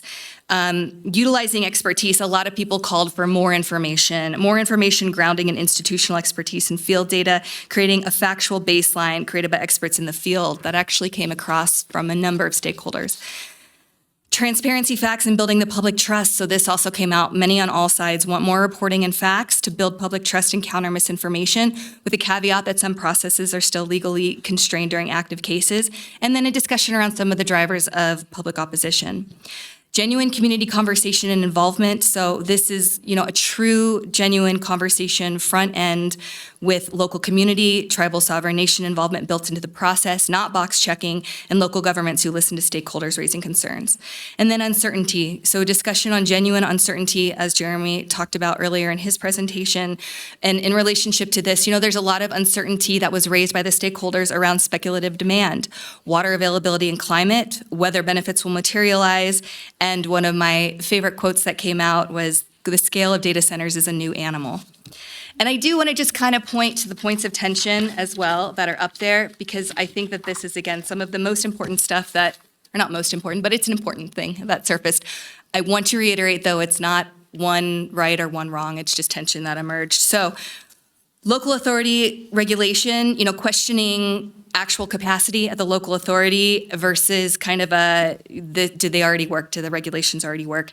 How to create new regulations. Again, kind of coming back to that data center specific regulation or a more even-handed large energy user and be scale dependent. Stringent oversight versus competitiveness. So mandatory reporting and accounting versus a business-friendly economic advantage. And then data centers coming to our region. So this really ranged in our stakeholders from very supportive, citing economic benefit to the area, and then completely opposed, wanting full bans. Next slide, please. Water. Okay, so here are some things that came in. This was a leading concern across the data set, but a divergence on concerns and impacts. So closed loop cooling systems, a lot of people favor closed loop cooling systems over evaporative cooling, although kind of considering mandates to technology or caps and looking at design and specifically for water use effectiveness. Treated effluent reuse, many lean towards treated effluent reuse, also kind of known as the purple pipe out at Trick. And there was skeptics saying there might be leakage and questioning how excess effluent is calculated, but also a reframing of, we've got wastewater that needs to be disposed and because of our fixed nitrogen limit, and so how this might be an alternative to that.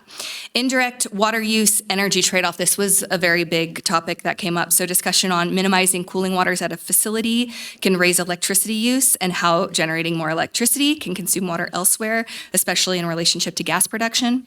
Perceptions around water. So there's perceptions, or throughout this entire study, lots of comments on perceptions, but this one in particular has risen to the surface, which is kind of the debate over what I will call the water discussion. And there's kind of on some sides misconceptions related to technologies. This was again raised by the stakeholders. And on the other side, substantive concerns around water use with these new data centers. Water quality. So there was a debate on water quality risks with some stakeholders talking about effluent risks, groundwater contamination, stormwater impacts, heated discharge, while others noted the region's stringent nitrogen permits as a protective mechanism.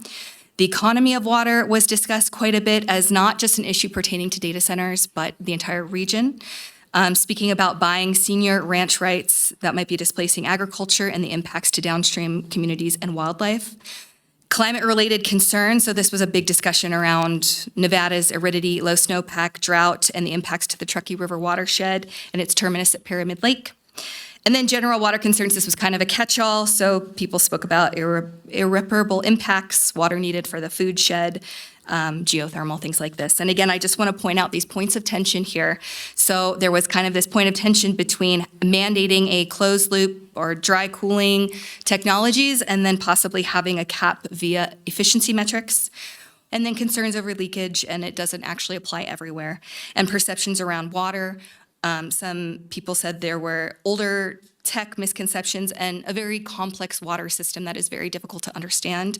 And others had substantive concerns, which means that they want to scrutinize new demand on water. Next slide, please. This is Jeremy for the record. Natasha, can you pause for a second? I just learned from my text messages that something's up with the live stream of our meeting. And I wonder if we couldn't take just a short break so that we could fix it so that folks at home could continue to watch it. Sure, we'll take a 10-minute recess. Awesome. Thank you very much.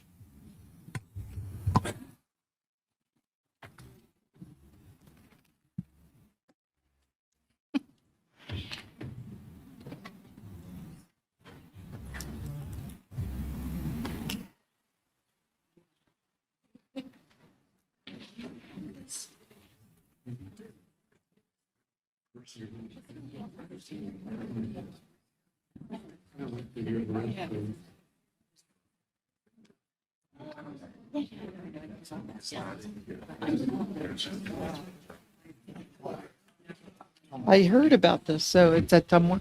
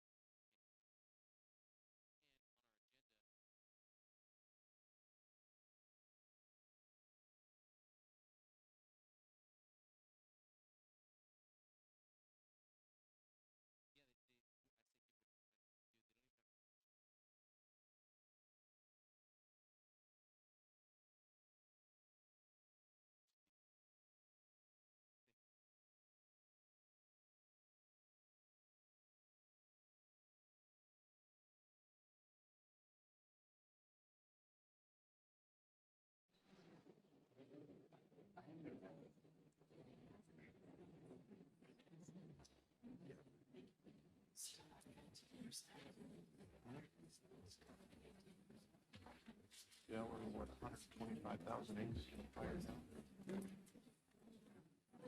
I've heard if this rain did anything. I know, that's what I was wondering.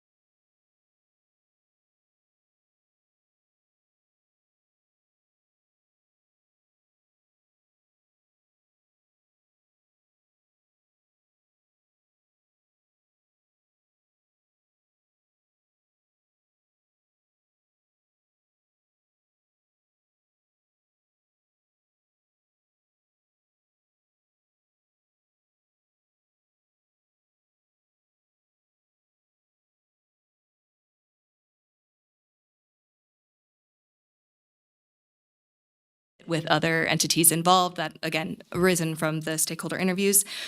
Many people want stronger protections for ratepayers and for developers to bear the full cost of power generation and transmission, saying cost causer pays. And the utility is saying protection for all customer and ratepayers is its top priority. Diesel and gas peaker power. So it's kind of a split conversation on this around concerns related specifically to air quality pollution risk. Some stakeholders raised concerns around mass testing, saying there possibly could be 24/7 continuous running until these data centers can get hooked up to the grid. They want cleaner Tier 4 units or batteries and staggered testing with limits up to complete prohibition, while others are saying it really is truly only for emergency-only backup use, and data centers should not be singled out for their use, noting other large users such as hospitals. The renewable portfolio standards and Nevada state emission goals, so discussion around concern that new data center loads put Nevada's RPS and 2030 clean energy goals at risk. Questioning the definition of provider with behind-the-meter generation and how that might lead to sidestepping RPS goals. Using renewables, wanting to maximize renewables, saying currently there are no requirements for renewable energy and applications, and some concerns with how renewables are cited. And then a discussion around small modular reactors. Some people are supportive, some are cautious, and some are saying practically they're years away. Grid reliability came up as a point. Some were concerned with blackout risk from concentrated load or large load loss destabilization, mentioning batteries could be an alternative. And then there was impact about positive benefit to the grid, some discussions around data centers helping spread fixed costs, driving renewables because tech drives renewables often, and giving kickbacks to the grid from overproduced or overbought energy. And then novel approaches, which is something that was really cool about this entire study, was just these new kind of ideas that came up.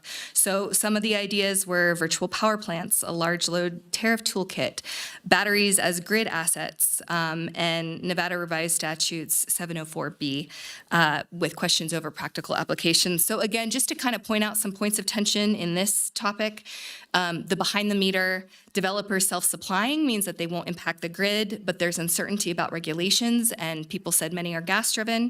Generators and air quality, there were topics that rose about this pollution and possibility of 24/7 pre-grid hookup, and then others saying these are routine backup only and compared them to hospitals and casinos. Grid impacts, with some saying there are blackouts and large load loss risks, while others saying they possibly could spread fixed costs, drive renewables, and give energy kickbacks. And then these novel approaches around the power plants and NRS 704B with a kind of a conversation around practical application. Next slide, please. All right, economic impact. So this was kind of looking at costs and benefits of data centers at state and local levels. So there was a debate on a kind of long-term outlook of whether these would be a benefit or a cost for Nevada's economic future. There was a lot of conversation around taxes, especially around the tax abatements, with some saying it's a powerful recruitment tool and others saying it's a giveaway for additional revenue. And then county revenue impacts, such as property tax-based, some saying it's kind of this or zero in some rural communities, and then others saying localized inequity and burdens can be on those host communities.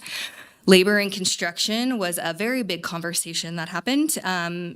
People said, there's real construction labor benefits with high wage jobs for build out, refurbishing, surging internships, and others were skeptical and said only a few permanent positions remained. Community benefit agreements were discussed over enforceability, creating them up front, not as a one-time donation, and giving some examples of some, while others said they preferred those to be voluntary, not data center specific only, and no kind of pay-to-play attitude. Local infrastructure impacts, some said they demand far fewer local services than heavier land uses relative to their tax revenue, and then others said there are real infrastructure costs to the local communities. And then finally, some ideas around revenue generating fee possibilities, so franchise fees and impact fees rose up as possibilities there. Again, some points of tension in this topic. This economic future, looking at diversifying at scale and laying kind of a tech hub future groundwork versus kind of this weak avenue capture leakage and give it away sentiment. Jobs, again, some were very skeptical of permanent positions, and then others are, told us that hundreds to thousands of good paying jobs in construction and maintenance are happening because of these. Community benefit agreements, this idea of enforceable upfront true add to the local community, and then an idea of this kind of pay to play just for data centers. And county revenue, this local tax base opportunity bolstering budgets. So this or zero. And then also host communities bear the burden. Next slide, please. Land use and siting. So this is kind of looking at where and how they can be sited. So co-location came up quite a bit in the interviews. Many broadly favor placing data centers at or near energy sources, so co-location with renewables or behind the meter. Also, many favor doing having them together, so TRIC is an example of that, while others kind of warned about concentrating too many facilities in one place will intensify local resource strains. Fitting within current zoning structures. So a lot of the stakeholders talked about wanting to zone and classify data centers as industrial use, not commercial, cited in heavy industrial districts near substations, although a few cautioned around setting a hard rule on this with wanting more field data around it. And then broadly, residential setbacks were favored, several suggesting at least 500 to 1,000 feet. Special siting considerations. So noise came up quite a bit with a wide concern, calls for decibel buffer standards and applying reducing sound technologies, some citing hospital acoustical panel as precedent. And then others said that the noise is actually modest. Some were speaking from their own anecdotal experience and said existing jurisdictions have noise standards that should be enforced. Lighting came up as concerns with lighting impacting nearby residents and light pollution undermining dark sky priorities and affecting wildlife. And so several stakeholders frame this as real but addressable through screening, dimming, and design. Land constraint, just the real land constraint as a siting factor, and then redevelopment, suggesting that sometimes stringent regulations could limit redevelopment opportunities in areas that make sense.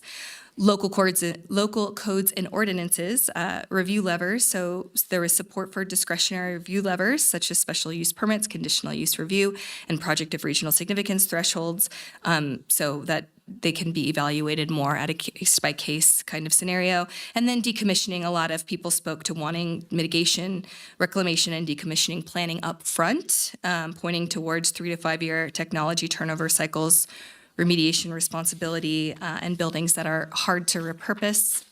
Moratoria came up, some saying this is necessary for a pause for more availability of study, and others said it's a kind of reactive, blunt tool, and then there was a kind of catch-all for everything else. But again, just to point out some of these tensions that came up in this topic, this co-location idea, a smaller footprint and closer to energy sources, and then that can possibly strain more on localized resources.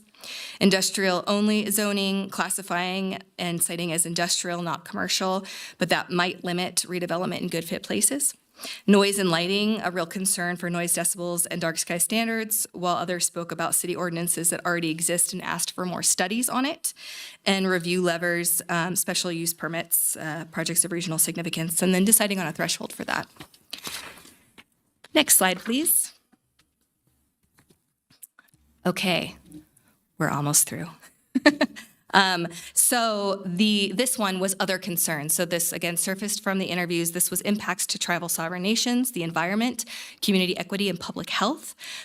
So there was a lot of people spoke about impacts to tribal sovereign nations, wanting counsel and discussing impacts to cultural resources or having concerns about that. So a push for genuine tribal sovereign nation consultation early and before projects are decided. Many are concerned that tribes are not routinely consulted. Specific concerns to how the Pyramid Lake Tribe's watershed impacts will be impacted, and then other concerns around cultural resource protection. Environmental concerns, this is other than ones I've already mentioned in this study. So a debate on this urban heat island / waste heat effect. So many people spoke to it as a real threat, citing Reno as the fastest warming city. Some suggested mitigation or waste heat reuse, and then others were skeptical about this claim, saying that facilities often insulate themselves. Fire and PFAS were also came up. So data center specific risks for batteries and PFAS and suppressants, and others kind of said that this is, they have what they need to fight this. Wildfire, which is obviously very top of mind to everybody today. Concerns that data center-driven heat, drying, and transmission corridors such as Greenlink West and North can lead to increased wildfire, although NV Energy did note about its natural disaster protection program, and they do grid hardening or with that. Wildlife and habitat, so concerns for wildlife and habitat impacts. Largely, this was from new transmission and siting. That was what came from stakeholder interviews. But there was a specific call for protections of endemic and culturally significant fish species, such as the kuyui at Pyramid Lake and the Lahontan cutthroat trout in the Truckee River Basin. Also mentioning things like impacts to sage grouse leks and sage grouse ecosystems. Community inequality concerns, so concerns for inequitable impacts to tribal sovereign nations, rural and frontline communities, and benefits flow to urban centers, but also this kind of discussion around lifelines to communities with the economic benefits. And then food security concerns came that data centers and their water supply could impact local food systems. And again, some of the points of tension here, this heat island conversation. So Reno as the fastest warming city in the US, and then conversations around facility insulation that truly are there to protect holistically also the technology that's there. Fire and PFAS, so chemical risks at scale, and then built-in suppression. Wildfire, heat and transmission can raise the risk, NV Energy's natural disaster protection plan, and rural inequity versus lifeline. On one side saying that this unfairly places the burden onto rural communities, while others said this is an economic lifeline to some communities. Next slide, please. And finally, we talked about growth and growth drivers and future outlook. So kind of where is it going? Where is it headed? What's driving this? So industry speculation came up talking about things like stranded risk, talking about things like technology going obsolete, concerned with bubble, concerned with companies filing multiple proposals at the same time. Some thought it would hit a saturation point or scale, and then others saying it's going to continue to grow with a mentioning of NV Energy's 2026 IRP is nearly doubling its forecast. Growth drivers, so discussion around AI as the primary driver, and then cloud cloud systems. Discussion of investment capital dynamics as growth drivers, and then Nevada's specific value propositions, more than just abatements, the I-80 fiber route, Bay Area proximity, cheaper land, cost-competitive power, low disaster risk, a business-friendly, light regulation climate, recruitment, and increasing speed to power. And some actually just called it the Wild West. Apropos. So just a few points of tension here are around stranded infrastructure. So NV Energy's large load electric service agreement, which is trying to safeguard around stranded infrastructure, and then conversations around risk from speculative tech. Real demand, so is this a speculative bubble, or is demand locked in and growth will continue? Again, this is what raised from the stakeholders. What's driving this? Some said the AI race, and others said cloud services like banking, social media platforms, and telehealth. And Nevada's staying power, seeing Nevada as a durable location with advantages, or are we seeing this as a highly speculative market with multiple bids by developers? So with that, that is my summary thus far. We have had a lot of information. We are still dealing with it, I will say. Natasha, thank you so very much. This is Jeremy for the record. We so appreciate your work on this. You've been working super hard, and we wouldn't be anywhere close to where we are without you. So thank you very much for your efforts. I'm going to take over now, and thanks again for those. So the themes really surfaced from the interviews, and that's really contextual information. And I hope that everyone can see that we're trying to show a balanced, objective approach. We are not for or against, and that should also be what you take from these recommendations, which I don't think are quite as far along in the process of being sort of ready to share, that we share them nonetheless, in terms of that approach. So we're trying again to mitigate, right, what we know about and understand what we don't know about. If there are impacts, we want to regulate that, right, so that the conditions of approval account for those impacts. If we allow data centers, right? I suppose I think it's probably they're here already in many parts of the state. Other parts of the state are going to allow them. So this information is useful beyond just the Truckee Meadows, but we have choices. And if data centers come in, however that looks, this is going to be useful information that we can use. And again, this is not TMRPA or this body setting rules.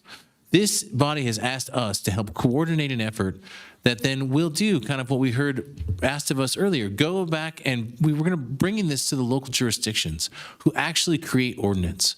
And that's when we say local authority, that's the authority that they have to create the rules during the development approval. And so we've tried to point out here, we've got about 20, I think it's around 26 different recommendations as it stands right now. We've separated into local, what is coming from, or what that local authority can try to accomplish. But again, we saw quite a bit of sentiment come out that was very important, but could not be addressed at the local level. It needs to happen at the state, either through the PUC, possibly through the legislature. Just in advance of that and in service of providing information for that, we've got those recommendations included as well. They're noted with an S. And then there are some pieces that really cross the boundary, really about coordination and using data. And those are denoted with an LS. Now, if you look at the recommendations, the draft recommendations document on our website, you will see that if you go through the bulleted list, at the back is a table.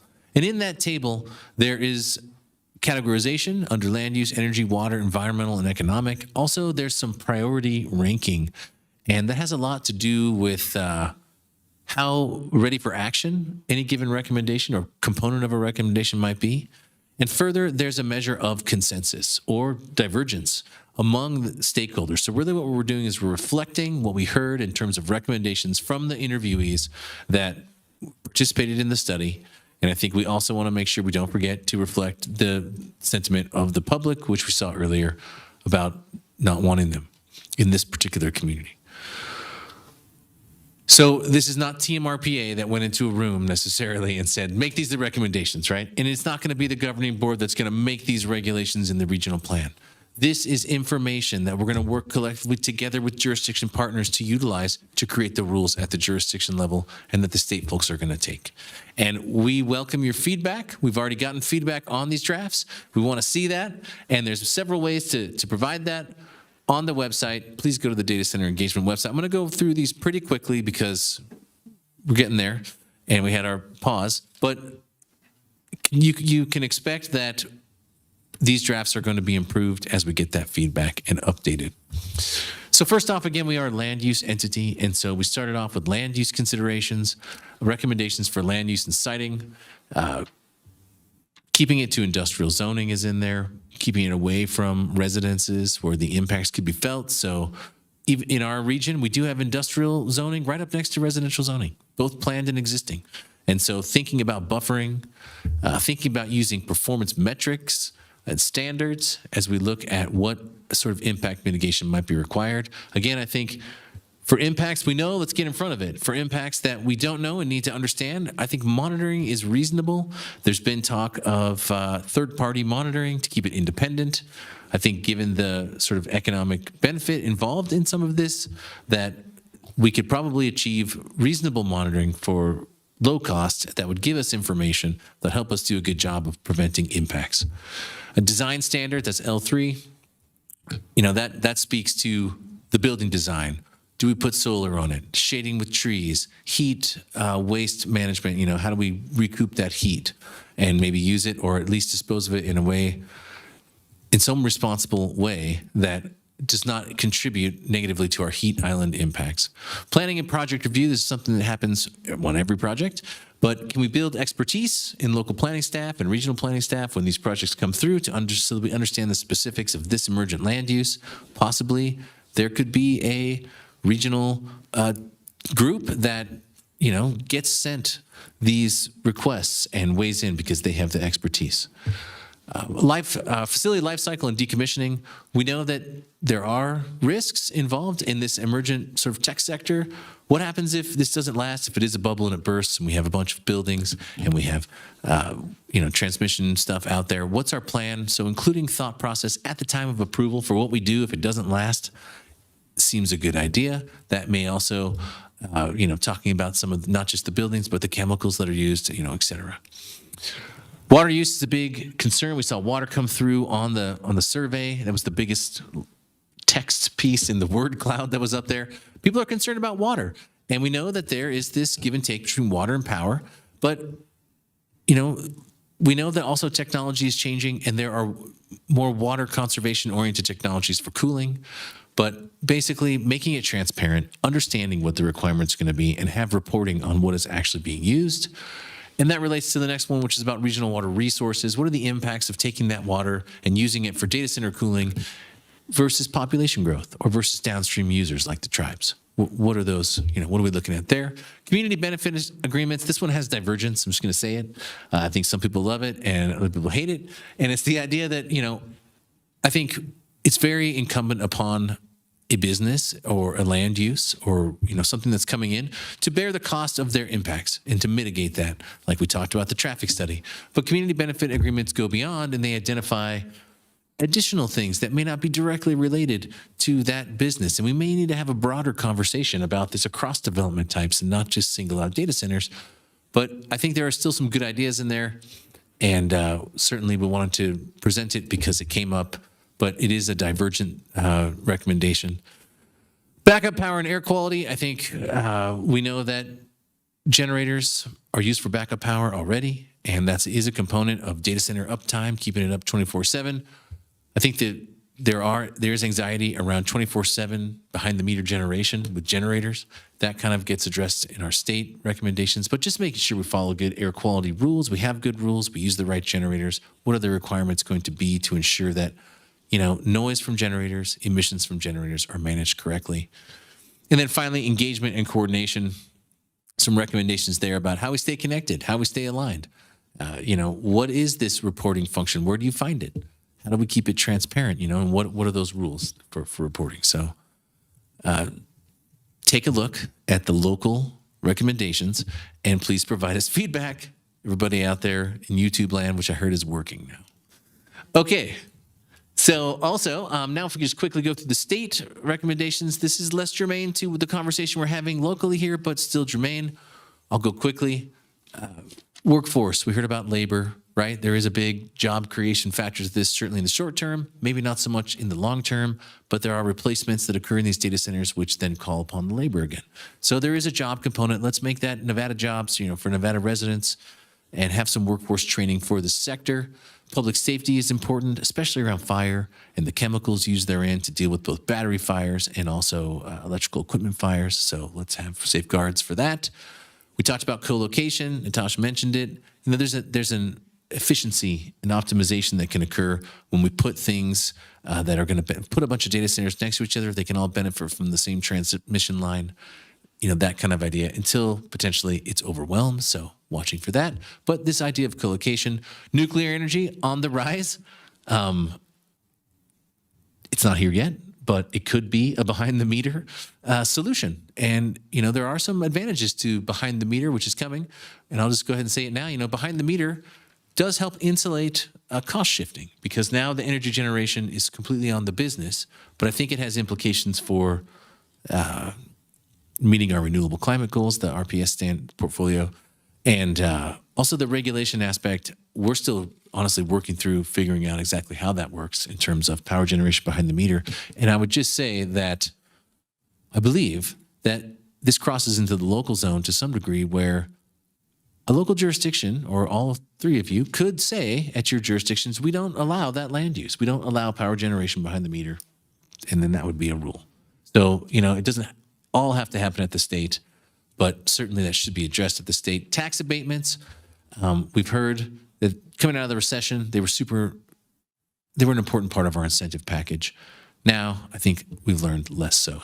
And GOED, the Governor's Office of Economic Development, is in the process of assessing that. And I think we'll hear about that in the legislative session. And then we get back to S6, which is utility regulation, cost allocation, and interconnection. This is where we are seeing a proposed amendment to Rule 9 for the PUC to include generation into what is more transparent, right? Right now, there are deals between Nevada Energy, a private company, and then other private companies that might generate energy in the solar field or through some other means.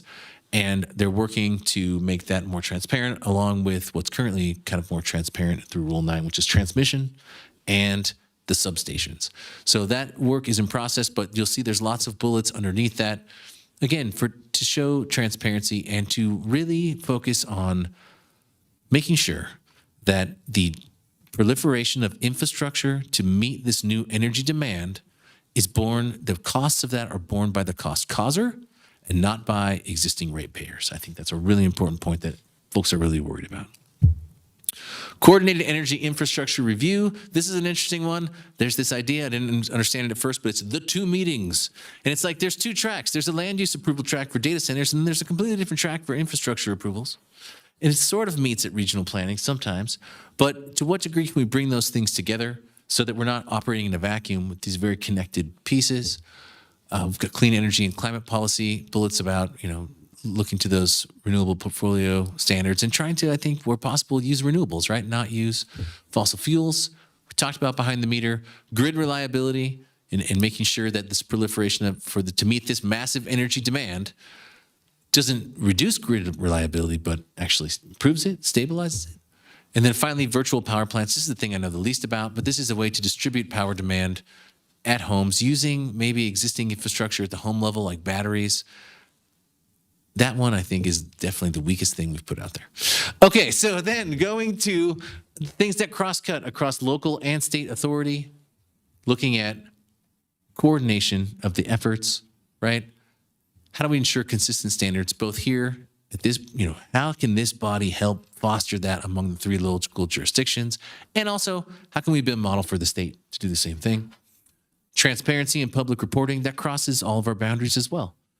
There is a tension between the competitive advantage of industry and keeping, company secrets and being a capitalist, but then also understanding what the impacts are and having to report the things that are going to impact people that aren't part of that economic gain. So I think transparency and public reporting really matters. We always should be thinking about sustainability measures. And then the fourth one is my favorite for us at Team RPA personally, in general, is just data-driven approaches, right? Having an evidentiary foundation for the decisions we make, for the policies we create. What can we point you to say that's the right thing to do? Not just necessarily how we feel, although emotions are important, but what can we prove, right? What does the data say, and how can we use that to underpin? And then finally, this is about data centers, and data doesn't travel on the electrical transmission lines, it travels on the fiber and on the phone lines, right? So we have to be thinking about recommendations for how we address connectivity of our telecommunications network. So those are the categories. There's 26 for these different types of recommendations. You can expect that we're going to take the feedback we've got and refine these. And again, I think the refinement is going to focus on priority. How quickly in the short term or the long term should we be taking action on this?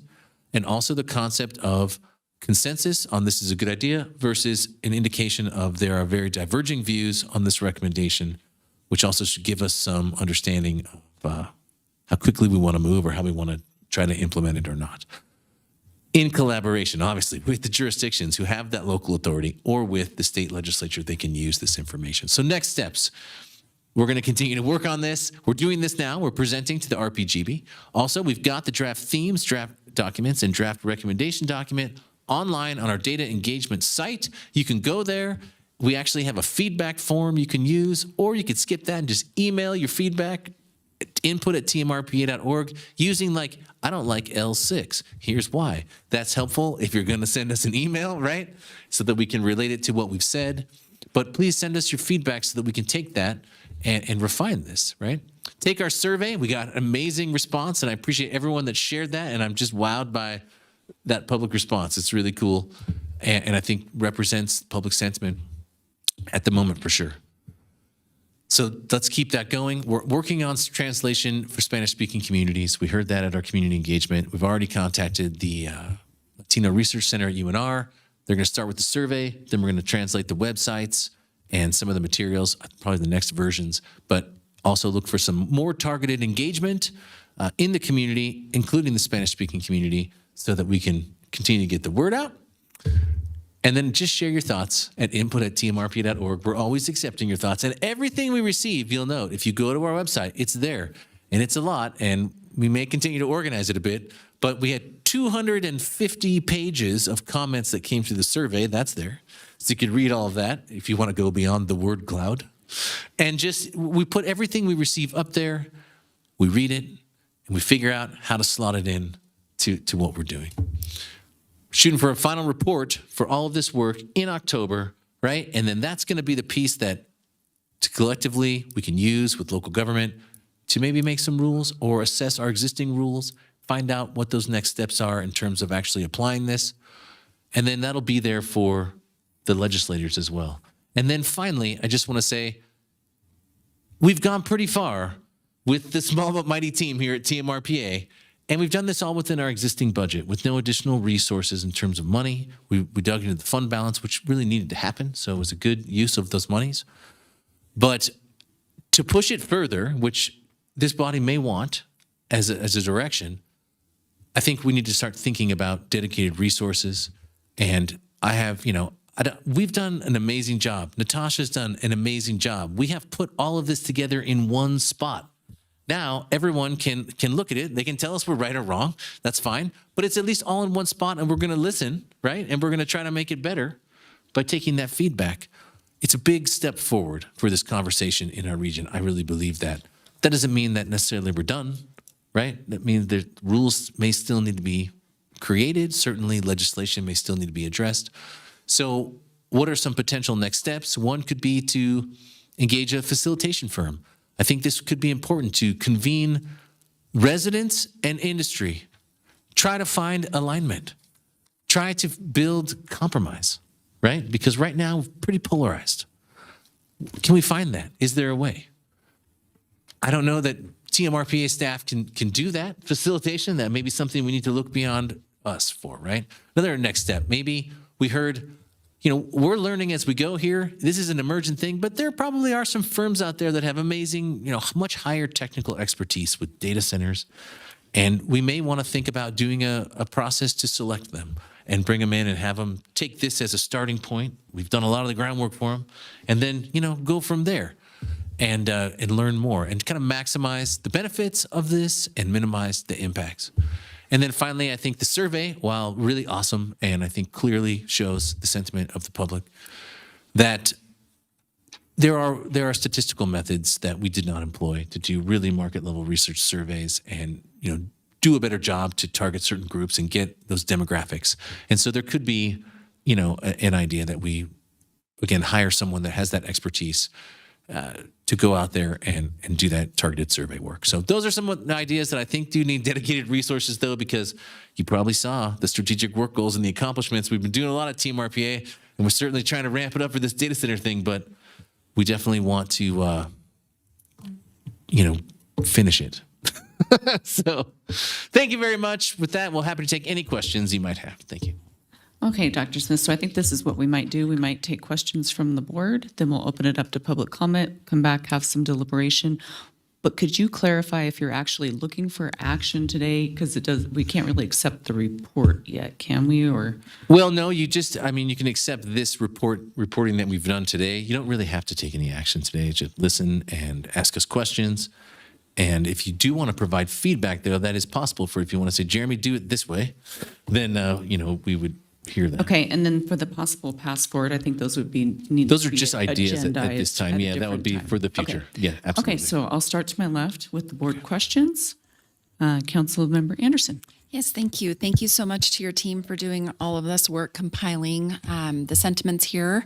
I have a question. I'm listening to not only public comment at the Reno City Council, but also the community meeting last week. There seemed to be a recurring theme that people, they want to know what these data centers are providing. What are they producing? So oftentimes there's an emotional response when we say, well, guess how much water or power a hospital uses or a grocery store uses. It's hard to disagree with. They're like, yeah, but grocery stores bring us food and they nourish us, and hospitals bring us healthcare and they take care of us. What does a data center produce?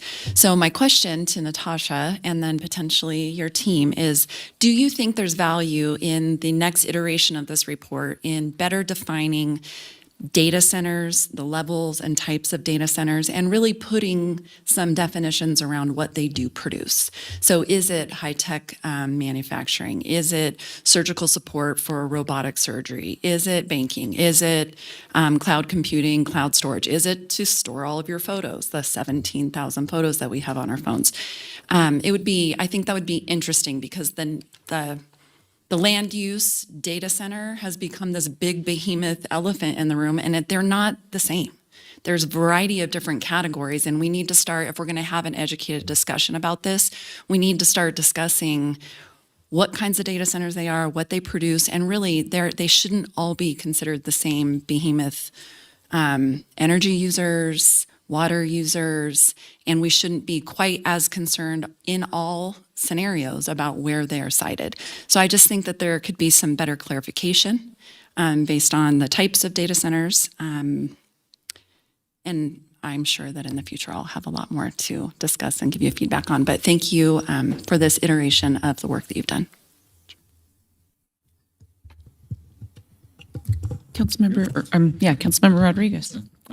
Thank you, Madam Chair. Thanks for all the work. I know it's been a lot coming up to this point. I guess I do have a couple of questions, and I'm just kind of throwing them out there. I guess one, like for the 8,000 responses, that's a pretty significant number.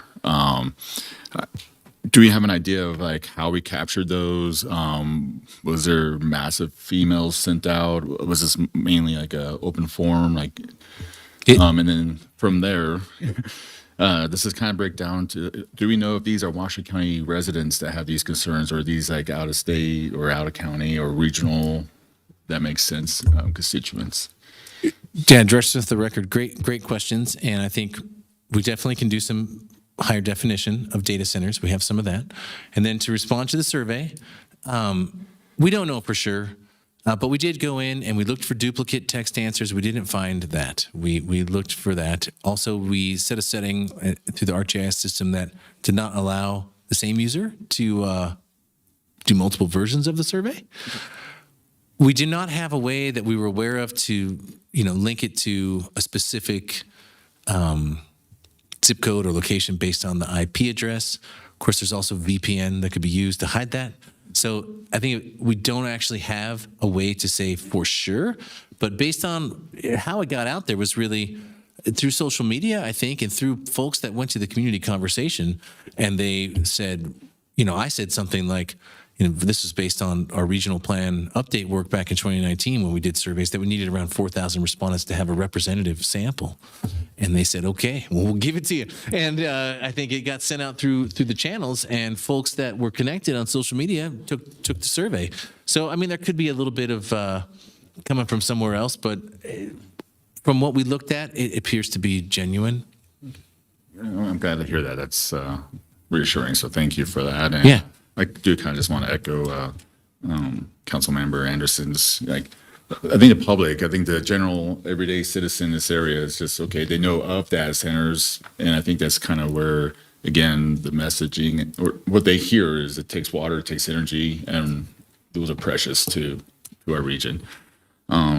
So I just want to echo that again. And then, again, I'm looking in here and I'd see it covers a little bit some of my main concerns. I think everyone here understands, like, what do we do with these buildings, or how do we hold these companies accountable when they move on or they leave? I don't really see that identifying those hazards. And I think it is something that we need to ask these companies coming in is like, what are you going to do with this building when you leave?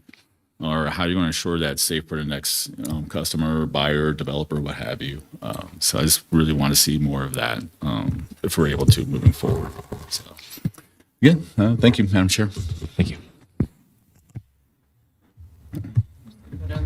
Thank you so much, Madam Chair. There's a lot to unpack. It's been a incredibly complex issue, and both here and at our home jurisdiction, we've had a lot of conversations. I'm not sure I have some questions yet on the presentation, but I want to start with Ms. Prunty.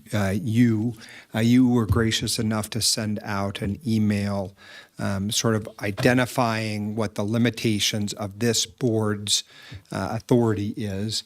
And I wonder if that might be an important starting point, because from my perspective, and having served on this board now for 8 of the years I've been in office, it was always my hope and belief that whatever we did in the data center space would be done regionally. It was my worry that each jurisdiction individually acting might act in a way that was contrary to the broader regional goals of sort of having consistent rules and regulations and then forcing a race to the bottom.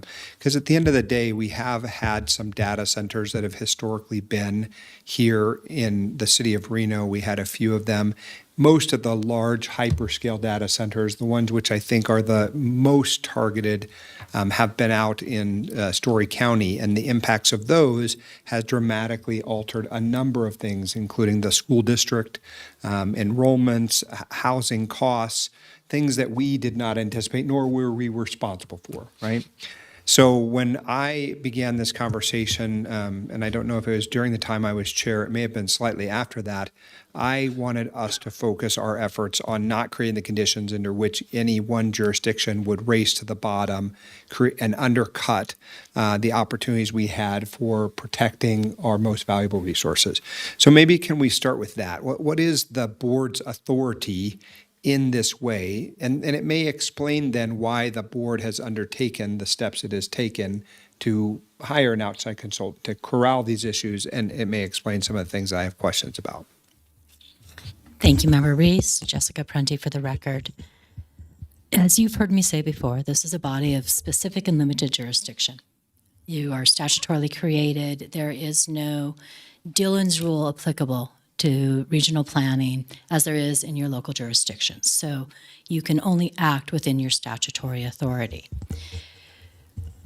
Therefore, for example, this body could not mandate a moratorium or a ban on data centers. That's clearly outside of your statutory scope. Nor could you get involved in the discussion and try to make rules regarding rate sharing or cost allocation, because that is squarely within the purview of the Public Utility Commission. That's a state level concern. However, one of your mandated areas under our regional planning statutes is regional coordination. And to your point, the concept that's being weaved through in this even preliminary presentation is an idea of consistency across jurisdictional boundaries. And I'm just going to go back for a moment to Senator Raggio's floor speech in 1989 when our regional planning statutes were enacted. Excuse me. We live in a geographical bowl, right? And there are no jurisdictional lines in that geographical bowl. And that's why the Nevada legislature, in its infinite wisdom, mandated regional planning in a specific and different level within this county's boundaries, as opposed to what's going on in Southern Nevada. So within the regional coordination statutory area, I believe this body has room to consider policy adoptions where you, similar to many of the other plan policies that we have, where you say local jurisdictions, in your master plans, you must address X, Y, Z. And so if you want to encourage local jurisdictions to have a level of consistency, you could encourage them to have master plan policies that, whether you're going to look at data centers on the micro level or as part of a larger industrial type of land use, that consider, for example, impact on natural resources, proximity to other land uses, many of the different ideas that were floated and slated in the recommendations put together in the presentation. I think it's a perfectly appropriate exercise of this body's statutory authority is to have that type of policy. And Madam Chair, through Ms. Prunty, I want to sort of distinguish between what you've said and what the tension items are in some of these issues. And I'm just going to pick one example. Could this body pass a rule, a plan, a whatever the document was, and say, we will not allow data centers that are not using closed loop systems? I do not think this body has that statutory authority. That is squarely within your local jurisdictional authority. We would be crossing that line. So it's more the generic, we can encourage regional sustainability through the master planning process and encourage that in each jurisdiction's master plan, it address those issues, but not specify the manner in which they address it. Absolutely. For example, if you skimmed through the natural resource policies in particular in our regional plan as it stands now, you will see many of those policies touch on very different subject matters. And they direct the local governments to have policies that address these concerns in their master plans. But just to your point, we don't say how you go about addressing it. Well, and I think, and perhaps this is my final question, Dr. Smith, it'll be directed to you. For my part, what I was hoping for, and well, let me just say, I think that the staff did exactly what they were asked to do, and it's been an incredible undertaking. I take no umbrage at the work that's been done. I think the engagement and the process has been good. It has given a voice to people who have felt voiceless. And even the responses to the survey, when it was heard that there were only 400 responses, they did go out on Nextdoor and social media. And I'm sure that Sierra Club and various climate lobby action groups went out and said to their members, look, they don't have enough information and not enough responses. Please respond. And they did, right?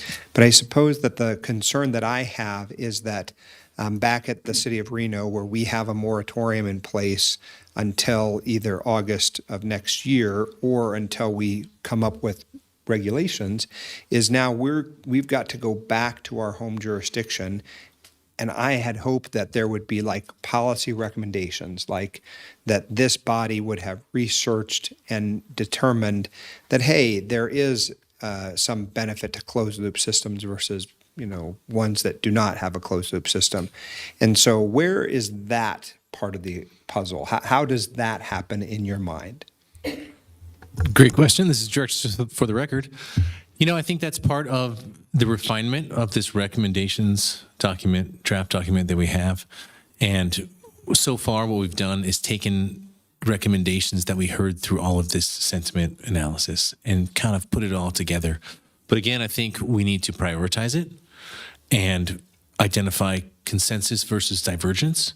And where we find priority and consensus, I think that's where we can create potentially overarching policy. And I'll go back to the schools work we did where, we're not controlling exactly how a jurisdiction puts an approval process in for a school, but we have provided guidance that in the master plan and in the approval process, you need to consider, having a traffic study and safety, as well as co-location concerns, things that are broader. So I think we can tool it closer to that and, come up with some specific regional plan. I think one of the other concerns is that I don't know that there are other industries where we go in on this specific of a use. And, industrial is something that we tackle, but the data center, the specificity is tougher for us to handle at the 30,000-foot view. And that really is something that happens with the ordinance level at the local governments. So I think finding that balance, and that's why we've said in the past, instead of the word data center, maybe use high energy user, right? And maybe we can find some sort of connection there. So I totally understand your point and can kind of factor that into how we Well, and move Madam forward. Chair, I may have a second round of questions, but I suppose my point for my colleagues is at some point in time, it is my hope that we will have, the top 10 best practices with regard to high energy users that we might all agree on. I'm not saying each jurisdiction will come back and take them and implement them the exact same way. I would hope that they might, but my hope would be that we would have experts, certainly planners, scientists, people who are knowledgeable. I think there's a good case to be made that our tribal partners have a greater stake in the outcome of our river and the natural environment, but that there would be something that would say, here are the 10 best practices. Because I know that the Sierra Club has provided their white paper, maybe it's a green paper, but on the topic. And so that's what I am hoping comes out of the next piece of this. And that would be how I might see our discussions here being forced to, in part because I am at a loss to say whether or not purple pipe is the best way, or there has to be some different decommissioning structure. I am a lawyer and a labor lawyer at that, right? I'm not a scientist. And so I will need and require that kind of expertise in order that we would adopt good and coherent policies. If I could just respond quickly, I appreciate that. And I think we can do this and focus on those L's, like the local stuff, right? And the information we brought together for the state, that's going to go upwards. But absolutely, I think that is, again, through finding consensus. And if you look at the table at the back of this recommendations document, you'll find that some ideas have 11 participants voiced it, whereas others are from one person. So I think we can start to tease that out, especially now that it's out there. And we're continuing to get feedback from the community. We're going to pin it back to our legal to help us Thank you, Madam keep us Chair. on track. In follow-up to Member Reese's comments, I just want to say, in the past, this agency has produced documentation that is within your statutory authority, but is not embedded in the regional plan. And basically, different studies, white papers, and you can see them under the projects and resources on the website, including the 2019, I think it bled into started in 2016, 2019, 2021, the regional strategy for housing affordability study. So the best practices document that you're thinking about could comfortably and legally live in that realm, and that there's no issue, I think, with you saying, we're blessing this. It's not a policy, it's not a directive, it's not a rule that has to be followed, but it is a guidance document that can be applied within the local jurisdictions. And you could couple that with policy language as well.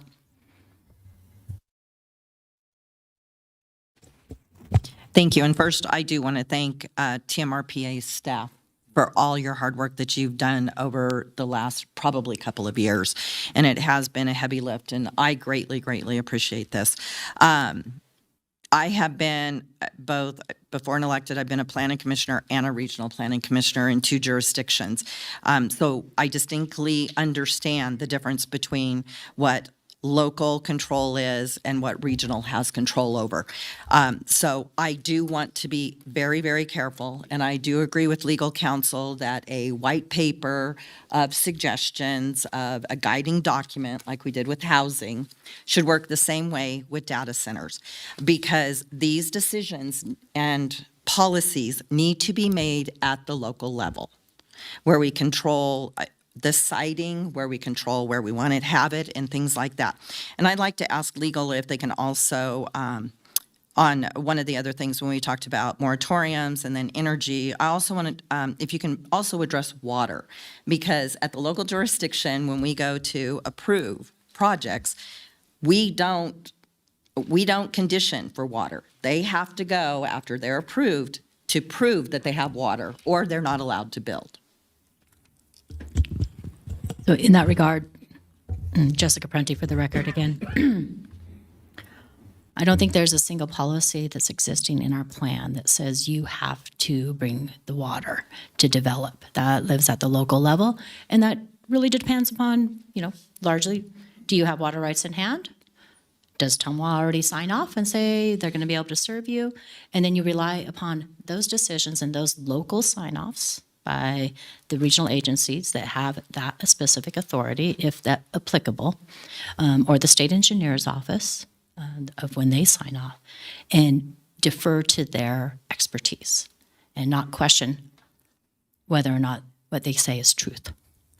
Great, thank you. And then also, this is, while, yes, we're talking about the Truckee Meadows region and everything else, this is a bigger conversation. This is a state conversation to have, because what we're talking about here, some of us in our jurisdictions, we don't have land large enough for a hyperscale, for something that is going to do that. These are happening in our rural cities and counties. So I do chair Western Nevada Development District, so we are having conversations with these rural cities and counties about how that impacts them and trying to work with our regional authority to help them as they are starting to. But this needs to, this is a state conversation also. So thank you. Thank you.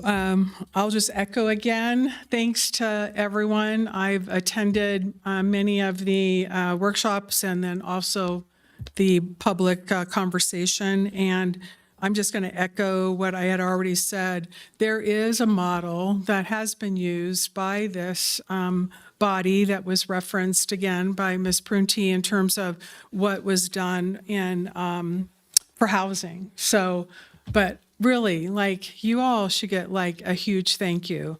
The work and time and expertise without any additional resources is admirable. And Natasha, you heading everything up and really keeping everybody in kind of a framework so it could get extrapolated. That was so much information. That's such a huge bucket, right? But really where we're at now, and I think it's really clear based on the next steps. So for instance, we are different than Southern Nevada. Senator Raggio, I don't know if you've had the opportunity to read his statement, but I hope he's listening to his foresight and the legislature's foresight in creating this body. But it's very clear what the jurisdictional responsibilities of the local jurisdictions versus this body.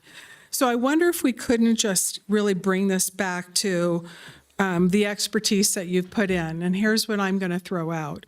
You have done so much work, and I would like to see what you believe is a plan that we should be looking at and what the resources are that you're needing in order to execute that plan.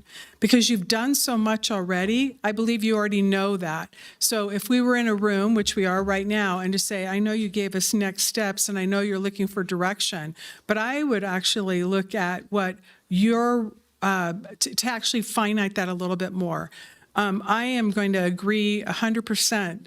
All data centers are not the same, even not having the definitions. And I know that the industry as a whole holds some responsibility to that, by the way, and I wish they would get on it so that we could not just use one term that encompasses a wide range of a spectrum of what that means.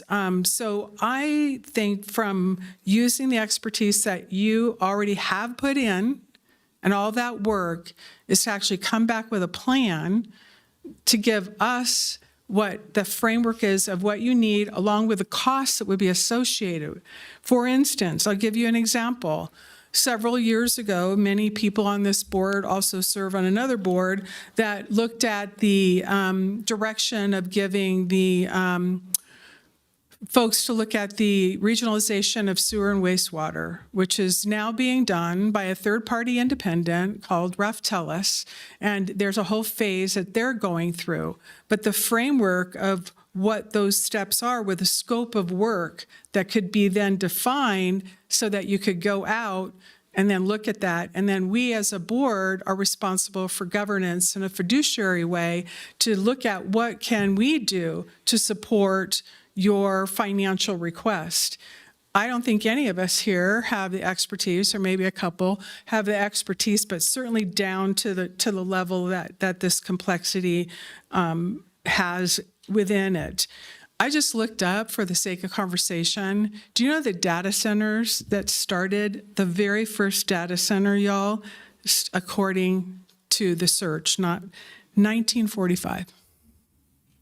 And I know that there are data centers, and here I go using a generic term again. I'm using a generic term, and I hate using that term, but because I think it encompasses what I've already said, the complexity of it. But I've mentioned this many times from this board, just because I've spoken with commissioners in Loudoun County. They were one of the first data centers, and that was in the 80s. So there is a lot of research that happened in the past. There's a lot of research as this emerging technology increases. But I do think you really can give us the plan with a budget and what that direction is, and looking at the RFP and how we can possibly support it and have that discussion.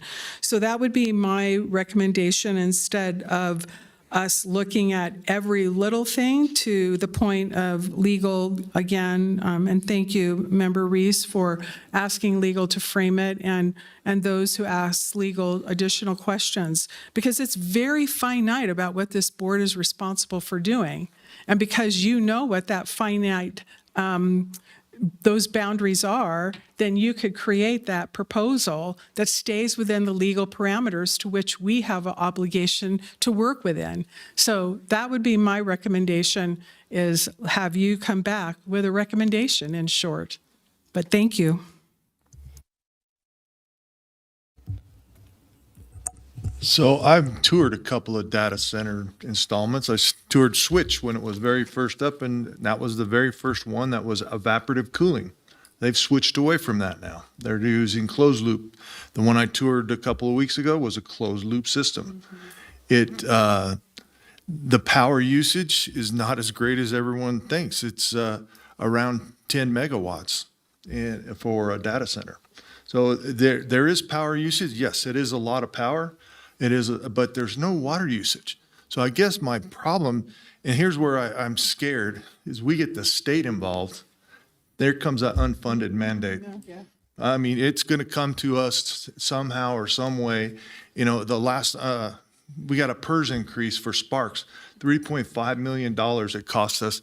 That was 12 firemen that we were going to hire with that money. That went away. Poof. We had no say-so in it. So be careful, because Dillon's rules state, and that's what we are, means if the state doesn't specifically grant us the power, we do not have it.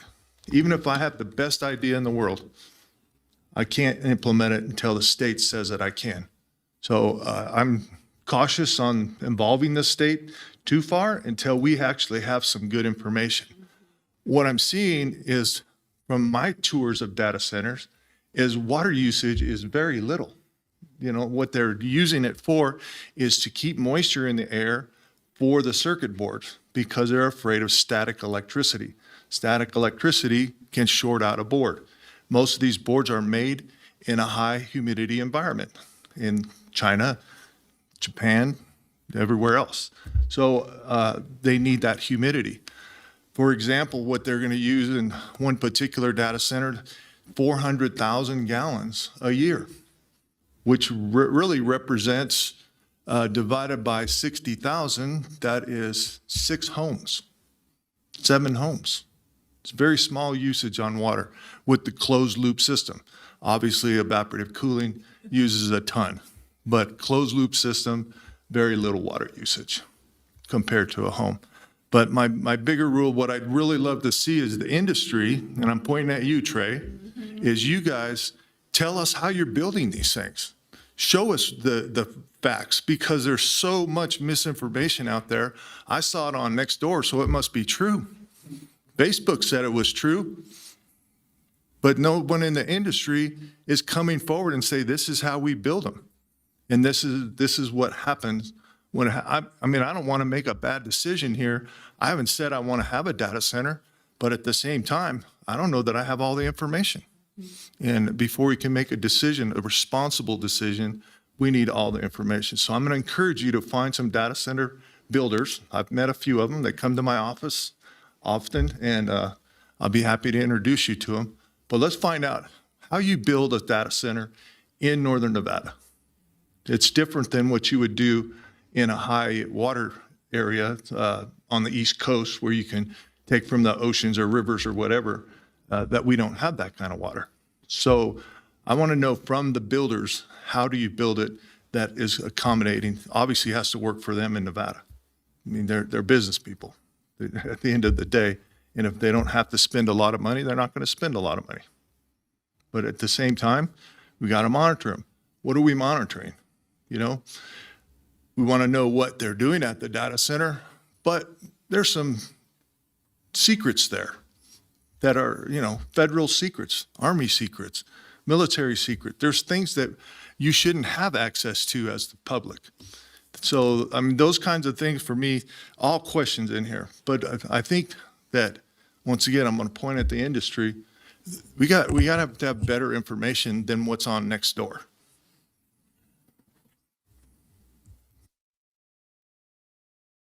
Let's get this turned on. All right, thank you.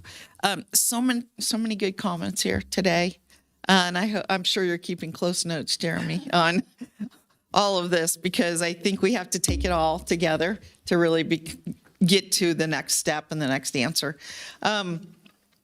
I guess where I'll start is that I think the questions about defining data centers are good.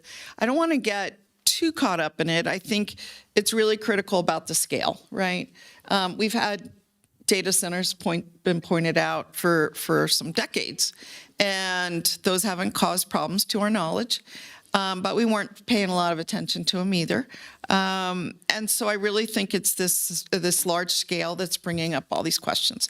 And I don't think it's a simple approach to just say large energy users. I think that misses the point, because data centers are very complex, and you yourself, Jeremy, your team, have identified how many issues. When I said there over at Reno that there are like 30, 40 issues involved, that was not an exaggeration. You have just identified with your consultant probably that many easily. So I think to simplify it and just say large energy users, we will be missing some things, and some important things, and especially like the synergy of all those aspects. Now, I too, similar to the mayor, had called Jeremy separately, and I said, we need to know how these things are built. And remember, and I asked you if there were some experts that could talk to us about the elements, the critical features of a data center. And I think the biggest issue for us back at our home jurisdictions is how we regulate these things to reduce impacts, right? And even minimize and even eliminate, right? Impacts to our community. And some of those are well known. There's a great fear in our community of exporting the energy costs from this industry onto the regular people, the people at their homes, people at their bills, right? Something they have no control over, like the bill at their house, they have some control over. Right? They can turn on and off lights. It can reduce use. They can conserve. They can put in solar. That's something I did to reduce my use. But not everybody can do that. But the point is there are things you can do at home. But if the cost of building energy for data centers ends up somehow exported to us, then it's something we have to pay and we have no control over. So for me, it has been like the number one issue. Because it is also the most complex issue. I was the former state water planner, and so I do understand water issues pretty well. And I just think that a lot of people in Nevada are very cognizant of water issues. And while the regulation of water is complex, certainly, the concept of water use is not that complex. We know what a gallon is. We know how to talk about it. We all have it at our house. We know what pipes look like. Where it gets complicated on the energy stuff is, what's a kilowatt? How big is a megawatt? Is that big or small? Is 30 is a small number, but is 30 megawatts a small number? Or is that a big number? In other words, most people don't have a good grounding in that field, including myself. I know a lot about water. I am not an energy expert, right? And so you and your team and our consultant have laid out categories of issues. And where I think the next step has to be is, okay, now what underlies those categories? And I remember when we were working on the state water plan, we knew that measuring water was an issue. But if we just stopped there, we weren't really going to help Nevada. What we had to do was say, well, how do you measure it? And what's an appropriate measurement unit? And how do we get at this issue? And I personally think that is really the basket of next steps, is a list of potential actions within these categories. So if it's energy, I mean, I've heard complicated ways of dealing with and measuring energy that sound so complicated to me, I don't even know really how to respond to it. But I've also heard simple ways to deal with energy. You bring your own. That's very simple. You bring your own, don't export your cost to us, and at least we can sort of put that to bed, except for, and I'll just mention this as an example that I think we have to deal with. We've heard the discussion about nuclear, and the question that people think, well, it's just a simple answer, but you have to remember that Nevada for decades, has been a no nuclear waste state. So it's not just simple, bring the nuclear energy and it's all good and it's not costing us. We have to know where the waste is going and how it's going to impact us. And if the state is going to change its perspective on allowing waste to be either stored or transported through our state. So my suggestion, I guess, for these next steps is that we need to drill down within these baskets to specific recommendations that the home jurisdictions can take home and consider, and they've got to be simple enough to explain both to our staffs, ourselves, and those that are being regulated. In other words, they can't be hyper complex. And the other thing I wanted to just mention is that we mentioned Ottumwa, but just bear in mind, while Ottumwa is more like our building departments. It says how you have to build the water system, what you have to bring to get it, how it has to be organized, but they don't get it so much into the issue of, is this too much? Okay? And so we have begun that conversation at Ottumwa about 2 years ago. Should they have a role in saying what is too much? And an example away from data centers is bottling, right? Water bottling. Is Nevada a place that we want to put a water bottling plant, even if we have great water out of the river or great water out of the ground? They have begun to try to figure out, do they have a role in saying how much? So list of potential actions, and just bear in mind this, we have adopted a moratorium in City of Reno, and hiring a consultant and spending 3 years is not going to help us because we need some answers by 1 year from now, August 2027. We need some guidance both from here and from the state in order to put in an effective regulatory framework at Reno at a minimum. So some thoughts for consideration. Thank you.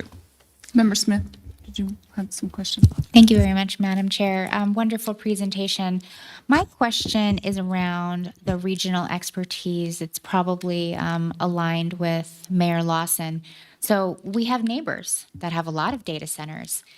Dr. Smith, can you talk about what the team will do to leverage the expertise of other county commissions, other governing bodies? I mean, I think of the expertise immediately of Commissioner Clay Mitchell, for example, Story County. How will your proposals, what you come forward with, leverage the lessons learned and the expertise from other areas?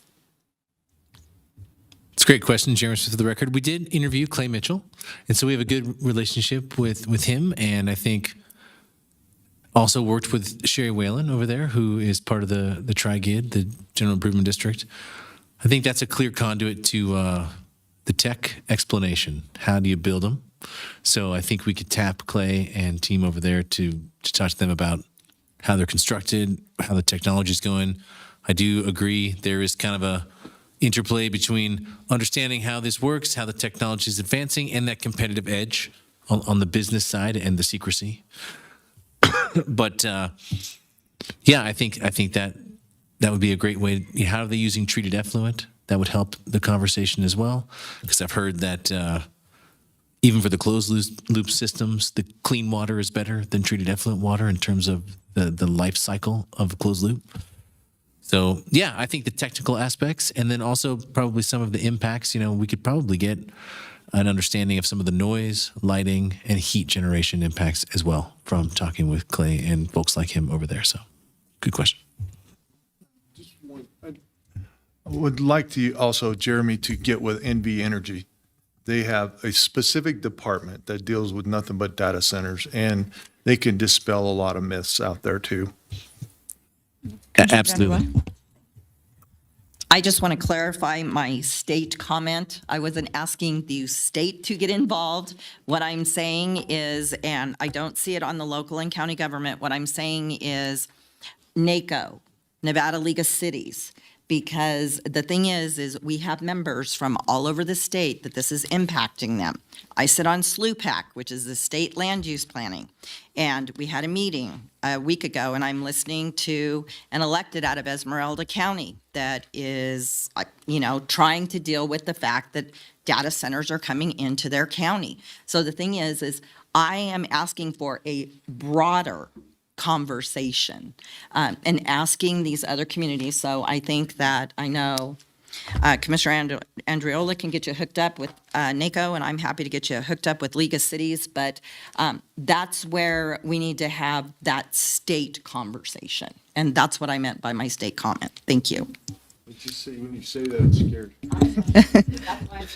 And I have one final thing to add too, if I may. Okay, do you have a question? Because we still have public comment to get to. Sure, I understand. I'm Okay. just like Mike Fellows. I'd like a second comment. And my comment was, whatever we do, however this unfolds, I think we would be well served to consider the back end, which is some kind of compliance officer. And I think that should possibly be in your recommendations, that whatever regulations we build, just like we have to have an iterative process to know, are these things working and getting at the issues we were worried about?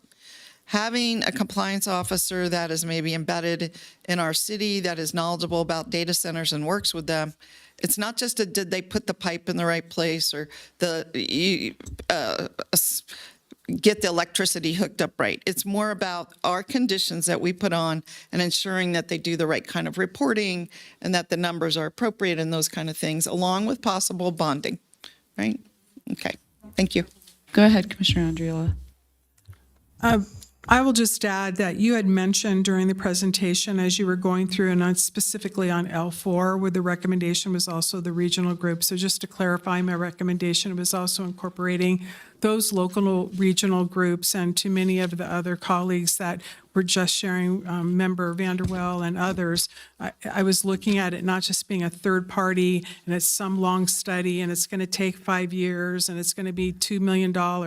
I'm talking about literally extrapolating all the hard work you've done, putting a regional group together with all the expertise and looking at what we can do, because there are experts in this space.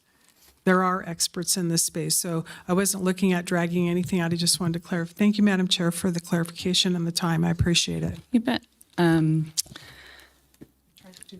It was very fast. It's been a long afternoon. I know we have people that have been sitting here for a minute. I don't know if I necessarily have much of a question, but one of the things that I heard through the stakeholder working groups is the immense amount of misinformation that was out there.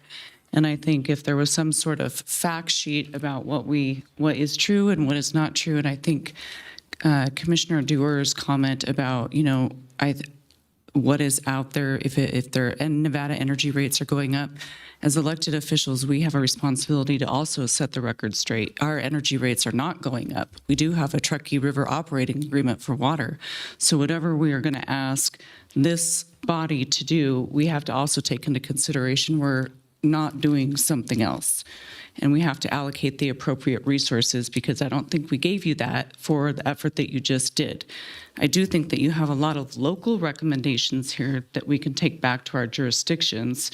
And I will leave that up to my, colleagues for discussion if that's where we want to have those discussions.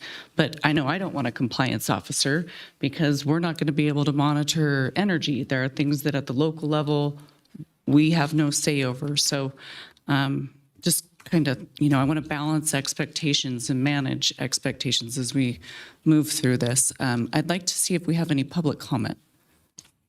Yes, so we have 3 online, and we're going to start with those. We see some of the names on our list, and we're going to call those. But for the ones we don't, if you're online, please raise your hand. Or they may be here in person. Maybe you filled out the online form prior to the meeting. So yeah, we'll start with those 3, and then we'll move to the in-person comments that we got. So first, we have Chelsea G., and we're going to promote you to panelist.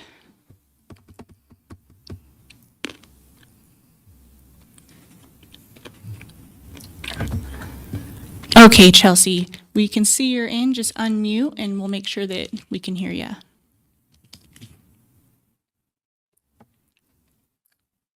How about now? Yes, we can hear you. All right, Score. I appreciate the opportunity to provide comment on this. I have deep concerns with the corporate lobbyists in the room who are paid to be there and paid to secure deals on behalf of their employer or the consulting firm. We know from many instances in the past that promises by corporations aren't truthful. The jobs they estimate aren't truthful. I feel for union workers. I want them to have secure jobs, good pay, good benefits. And yet these projects for data centers are estimated to take 2 to 3 years to build, and then they have to jump to another contract gig with another corporate developer somewhere. So these are not forever stable jobs. The permanent jobs that they continue to quote, which will be, maintenance, it's minuscule in the amount of how many people they will have on staff maintaining these centers, and that the pay not going to be that great. Corporations aren't going to be paying out what they ought to for the value of the labor that will be provided by people in the region. We know this for a fact. They are cutting costs to keep more profits for themselves and to benefit their private investors. I had trouble getting there in person. I work full time. I cannot attend these things during the day. I work in law myself, and I have attorneys breathing down my neck as I've been watching this whole meeting. And, I appreciate the ability to participate virtually. Thank you for that. I have absolute distrust in what corporations are selling us, what their lobbyists are selling us, what their consultants are selling us, because they want to secure these deals while they are not paying in taxes because of all of these abatements. We are cash strapped, apparently, in this state, in this city, and in the county. The math ain't mathin', and I ain't that great at math. I need Excel to help me at times. That's all I got for you. I appreciate the opportunity to do this virtually. Okay, thank you. Next, we're going to move on to Arthur Rangel. If you can indicate if you're online by raising your hand, or if you're in person, come on up. Look at the list.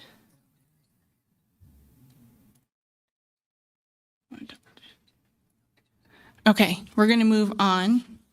Next, we have L. Hill. Please raise your hand, or if you're in person. Okay. If at any point you join, then just raise your hand. Next, we'll move on to in-person. First, we have Barry Levinson, followed by Barbara Smith. And please just state your name when you start your comment.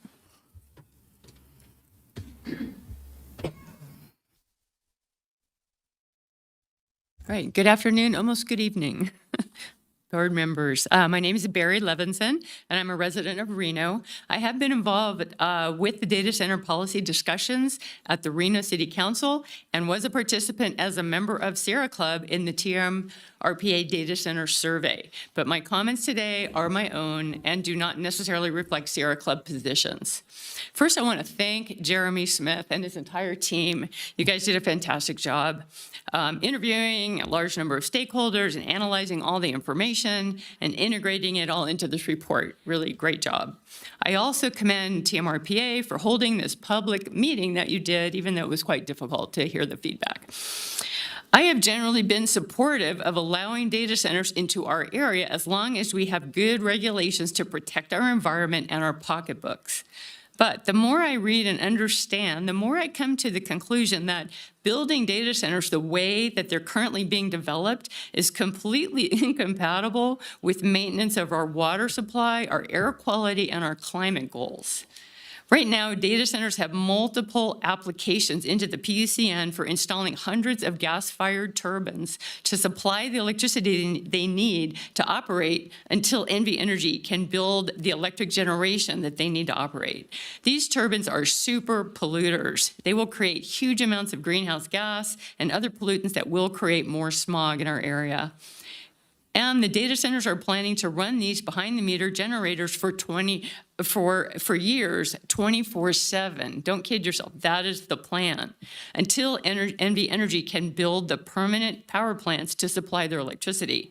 This will be an environmental and human health disaster. Even without the threat of these super polluting generators, NV Energy has already stated they will not be able to meet the required RPS. In fact, the targets will be delayed at least 8 years by their statements, all because of data centers. Why is this an option? The RPS is a law that should not be broken for the sake of building data centers. In terms of water, even if we require closed loop cooling and avoid evaporative cooling, the biggest use of water by far is to cool the utility gas power plants, not the data centers. So water's still a problem.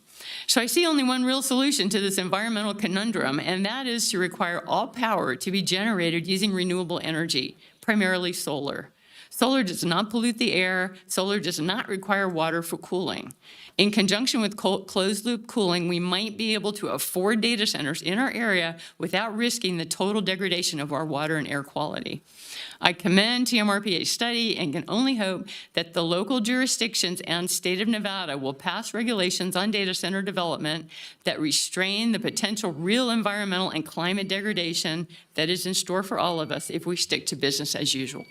Thank you. Next, we have Barbara Smith, followed by Trisha Gomez or Trista Gomez. Barbara left. Okay, so next would be Trista Gomez.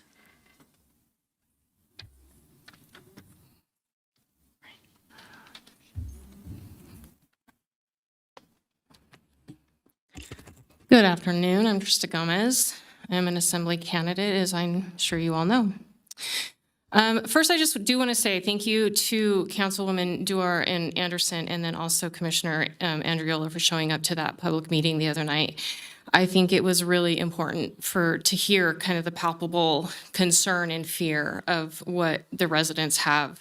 And I think that that was really important, and I just really want to say thank you for that. And obviously to Jeremy, who really took some arrows that night, like lots and lots of them, and I feel like really was respectful to the concerns. And so I appreciate that, and I think, I appreciate that. Anecdotally, my family has some real far lefties and some real rednecks. I mean, we are a polarized group. We are not allowed to talk about politics in our house. My mom would kick us out. But we all talk about data centers, and the anecdotal kind of consensus in our household is similar to the Gallup poll, which showed that 64% of Republicans and 73% of independents and 75% of Democrats did not want data centers in or around their houses, if at all. And that's just real. And I think when I'm thinking about this issue, I am thinking about it in the terms of when I first started listening, and I was listening to development and the development concerns and the development concerns and the water concerns. And then we started hearing about the roads. And when we started talking about the roads, it was like, well, the jurisdictions do the housing and the RTC does the roads. And so we don't have anything to do with it. We can't do anything about it. And I'm concerned, and I feel like kind of everybody's concerned that, like, when you're talking about misinformation, and a lot of heads nod, right? And Commissioner Andriola is saying, like, every data center isn't the same data center. These should have separate definitions. And we don't have those definitions. And this idea, and I think the residents' fear and concern, is that their concerns are going to be just negated or dismissed or kind of pushed off to a different department because they can because, well, they're saying a data center, but it's this other thing. And if it's very good for Nevada, and I think the other concern that I'm hearing is that we're using unpopular items that residents find concerning as a revenue gap that's needed for these jurisdictional budgets. And I feel like that's the other concern that people are having is, are they going to push this through because they need additional revenue at the expense of resident concerns, residents' quality of life, and unanswered questions that kind of are vaguely answered? And I think that's what I hear a lot. And I think that's what I've heard over time. And I think that is what I hope doesn't happen in this instance. And I hope we have some kind of state legislation for this matter, because I think people want that and they want that input. Okay, next we're going to promote Arthur Rangel. We did see him raise his hand, so we're going to promote him to give his online comment. Okay, Art, before you speak, please state your name. Art Rangel, for the record. Let me just get my notes up here.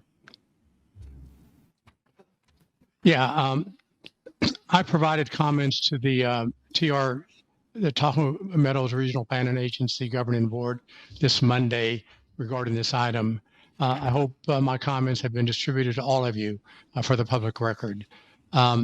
I don't have time to include all of them, so I'm going to paraphrase a few of them here. As a certified city planner who retired and now lives in Reno, I've been monitoring Reno City Hall activities for many years. I've been appalled by the way the Reno City Council and Reno planning staff has handled data center applications over the past few years, which has resulted in this data center fiasco we're now dealing with.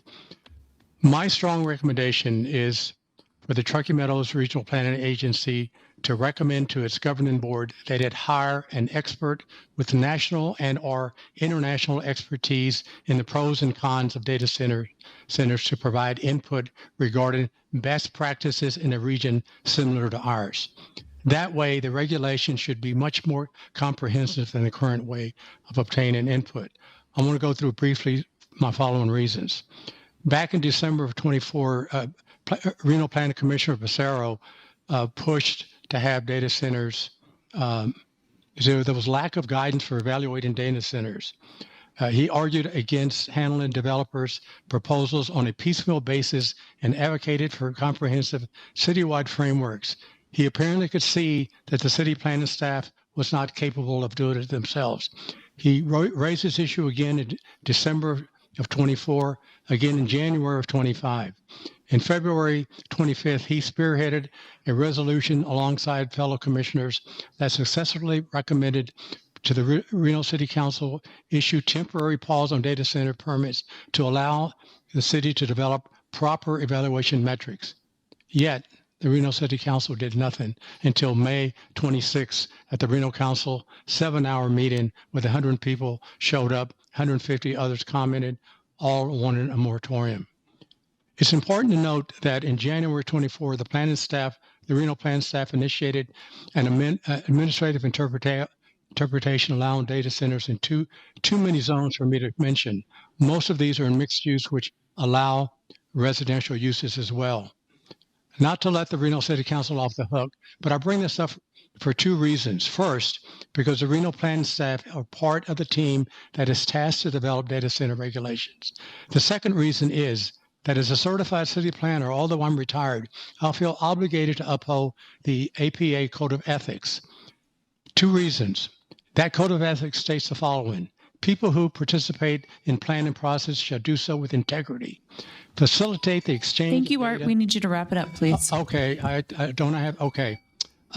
believe data centers are an important part of the modern economy, but they must pay their own way and mitigate any environmental and health impacts that they create. Thank you. In addition, any new regulation should include a true cost-benefit analysis and community benefit Thank agreements. you, Art. You're very welcome.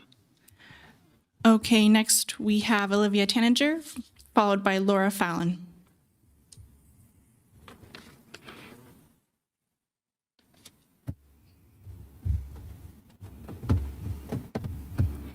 Thank you so much, everybody. Olivia Tanager for the record. I'm the Executive Director of the Sierra Club Toyabe chapter.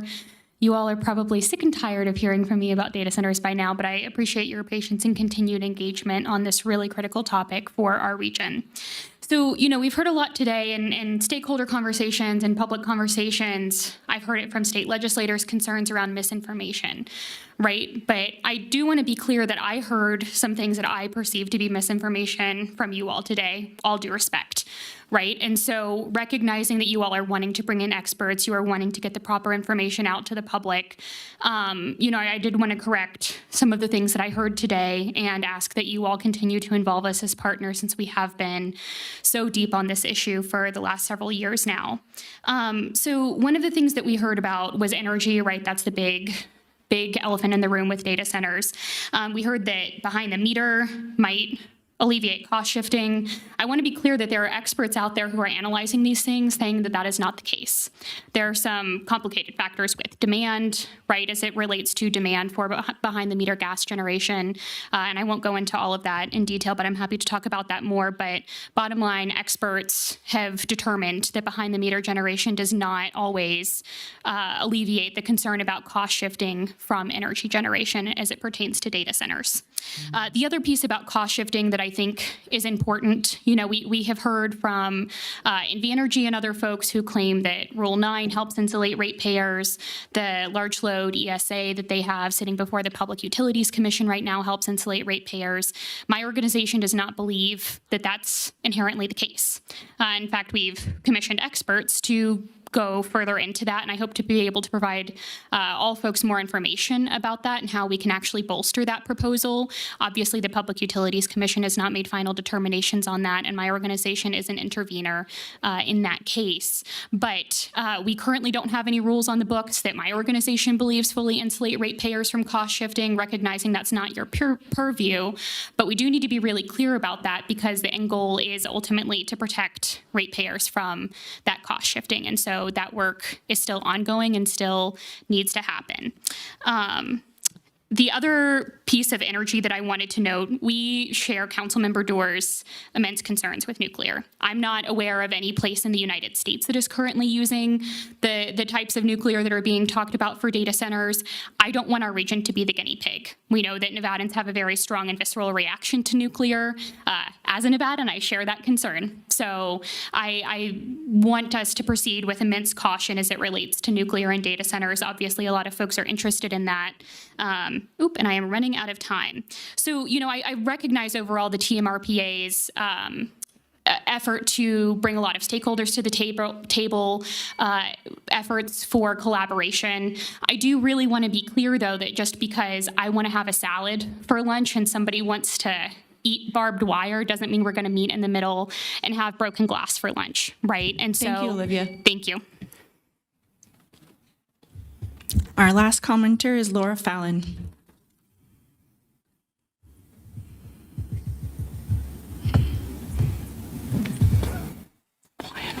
Hello. My comments today won't be as polished as other moments, since I'm responding to what I heard here in real time.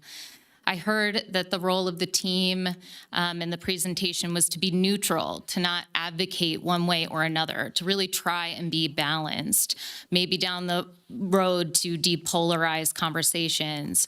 But that is an orientation, to try and maintain balance, to pull towards a center, when if what you are hearing overwhelmingly from informed public citizens who have no financial vested interests, who have the common good in their mind as what they are concerned with, and then weighting that to a relative few folks who have a particular financial vested interest, that's not neutral. That's not being objective. That's pulling back towards a quote unquote center, a quote unquote balance. That's not balanced.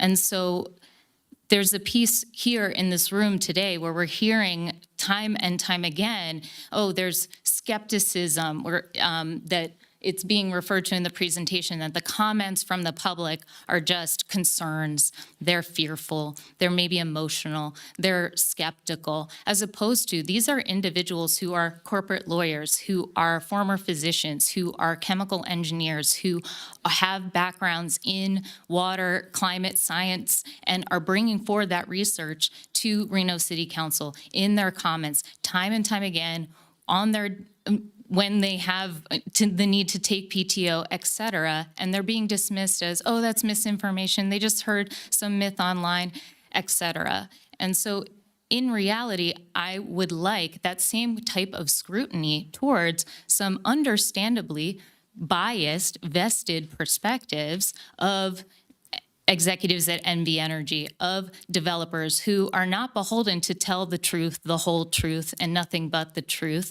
relative to the public who is just coming forward pleading when they are providing data, research, information that is not just what they felt and saw online. It is based in a deep-seated, deep-rooted background that is now being verified. Why is there so much skepticism around the public poll? Oh, is it bots? Oh, is it somewhere else, when it's representing, similar to what we're seeing in a Gallup poll, what we're seeing across news sources across the country, representing that is the general sentiment. And it's not just irrational fear. There's deep precedent. When we hear from companies like BP Oil, oh, we will never spill. There will never be a leak. It won't affect our water supply. And then what happens? It spills and it affects the water supply, and here we're in a basin. Okay, we received one final one. It's Sandy Roth. Good evening. Sandy Roth. Just a few quick comments. Water use. So often when I hear people discuss water use, they're talking about the amount of water that's used on site. And a huge amount of the water used in connection with data centers is used off-site to generate energy that is used for cooling when water isn't used. So that has to be a part of the conversation, especially in such a dry state. It may not be within the municipal bailiwick, and a lot of this isn't. The cost shifting isn't. But since we're talking about cost shifting, I once again want to reiterate what others have said, which is just because somebody is in the industry doesn't mean that what they're telling you is accurate. And NV Energy, I know, and Dr. Smith, I know you've talked to NV Energy. I know the mayor's concerned about that. You have repeatedly. But I know that they've also told you some inaccurate things. And it's not just me that thinks so. It's not just Sierra Club who thinks so. It's Bureau of Consumer Protection who thinks that consumers are not adequately insulated. There has been rigorous research about the inadequacy of utility agreements in protecting ratepayers. There needs to be state legislative action. That's what's happening across the country. The PUC doesn't have adequate tools to deal with this. NV Energy should not be the wolf protecting the henhouse. I also want to talk about because we haven't heard about this here, it's definitely been a topic at Reno City Council. There's a real problem with misrepresentations made by the data centers and the industry, and we've seen it done before the Planning Commission, before the Reno City Council, before the public. There have to be changes to the CUP process and before the CUP process to make sure that there are truthful and binding representations made to the Planning Commission and to the city. Right now, that's not the case. And it may not have been catastrophic, but there's nothing in place to ensure that adequate information is obtained, that it's truthful, and that it's enforceable. So I would like to point out that there's been a lot of stuff about how the public doesn't know and we're misinformed. That's not always the case. And some of the misinformation is coming from the advocates for the utilities and for the data centers. So please keep that in mind. It comes across pretty strongly, that bias towards the industry, in the reports, in the presentations. And so there has been a bit of unhappiness with that. I would just like to encourage you to keep that in mind. And also maybe devote resources to what you guys actually have the authority to do. That might speed things up. Thanks. We have no more for this item. Okay, thank you. I'm going to bring it back to the body, and I'm wondering if we could keep it for specific recommendations now to Jeremy and his team for what we want to see in the future. For anybody that hasn't given that feedback. I don't have anything to add. Thank you. Commissioner Rodriguez? Thank you, Madam Chair. Yeah, I think there's a lot of good discussion. I think this may have hashed out some more work for you. I don't know, for staff, but you know, I'll admit, you know, like I haven't known a whole lot about data centers and flock cameras until the last beginning of the year. It's become quite the hot topics. So I'm still kind of learning a lot of these things, and I guess to maybe a little bit of Councilmember Reese's like options, like what are, you know, what, like in theory, I guess, like, you know, kind of like, you know, things going downriver, you know, like if our neighbors to the east of us, Story County or Lyon County or even tribal, they want to open up 5 data centers using X number of water, like, is there a way that maybe we can not, like, how many of these can we fit in Washoe County? You know, along with, you know, the hospitals coming in and other things like that. So I guess those are some of maybe the questions that can help guide me in these decisions as well. And then furthermore, just the you know, the decommissioning, like how what are some of the experts out there saying? Like, what are some of these other jurisdictions that have had data centers since World War II? How did they decommission them, and were they successful? Because again, I just cannot stress the concerns that I have that go into them. The amount of electricity that goes into these things, and when you turn the power off, is there residual energy? You know, have there been people getting hurt? The materials that go into firefighting these things are still new, addressing those. So again, thanks again for everyone's time. I do, you know, appreciate all the work that you guys have done. Some of the arrows that were mentioned earlier, I'm very sympathetic, not empathetic to those. And to the public comment, I hear you, and I do want to make sure we get this right. So thanks. Commissioner Reese? Thank you, Madam Chair. For my part, I think I've suggested, and it sounds like there is some willingness to go down that road. I would like to find a path forward for us to hire the appropriate expert within the next 30 to 60 days to give us concrete recommendations for what are the best practices that we would expect our home jurisdictions to believe are a set of regulations.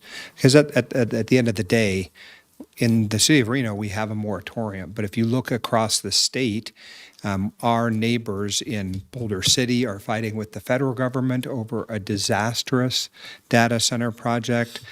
We have counties to the east of us that are all over the map. I think some have been approved recently. I mean, we need guardrails in our jurisdictions that will allow us to decide whether, in fact, we will have them in our jurisdictions. We may not. I don't know the answer to that. Is that an option? Is that what you've suggested as a path earlier? What am I missing?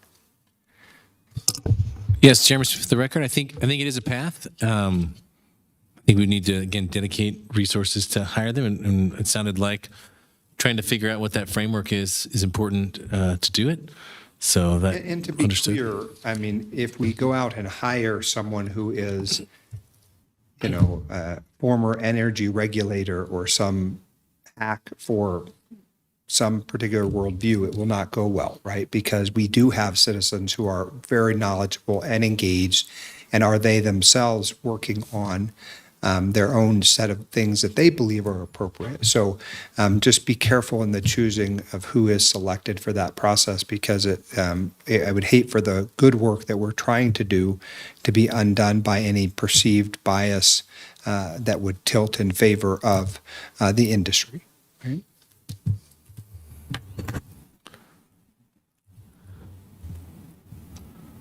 I'm good, Madam Chair. Thank you for the opportunity. I'll let my recommendation stand. Thank you. We also Hi. I want to support Councilmember Reese's idea. That's exactly what I wrote down on my paper. And of note, Jeremy, you talk about possible next steps, engage a facilitation firm. I'm saying no. You just did fantastic facilitation with the group you had. Another possible step, you said engage a firm with specific data center expertise to take results and build on advance of the legislative session. Well, I think our audience is maybe a little bit on the legislature, but mostly local. So that's why I'm not going with that one. And possible next step is a survey research firm to thoroughly represent the views of different groups. Well, that's sort of like number one. That's, again, facilitation. You've already done an excellent job there. So my focus is exactly what Councilmember Reese said.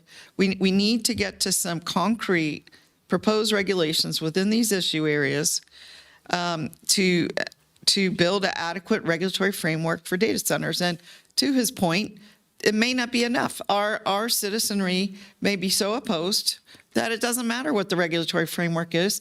They don't want them here because of the risks. You know, it's a risk-reward calculation, and they're saying, we don't see the reward based on the amount of risk, okay? So I'm right there with them. I think that's an excellent next step. That will actually help us in our jurisdictions. And heck, I would think Reno, because we need this badly, would be willing to pitch in some money to get you there. Thank you. I guess my biggest input is whatever we do, I want it to be focused on actually, like what our public commenter said, I think it was Sandy, that things that we can do. So if we do hire somebody to go out and do an RFP, I think we have to have an understanding that this body is not going to look at energy rates or water usage rates. So it's going to be at the local level, which I think we have the framework for in here that you already did. And then Jeremy, I would say you have a tendency to always go above and beyond. So I'm going to need you to plan for the very worst and ask for more than you might need. And let us make sure that you have the resources, because again, that's going to be taking away from the things that we have already said that we're going to do with the approval of the goals. And I didn't see that in one of the goals that we just approved. So we're going to amend them. Are there any other questions or comments on this item? Fantastic. Great discussion. And we will move on to reports now. Member Smith.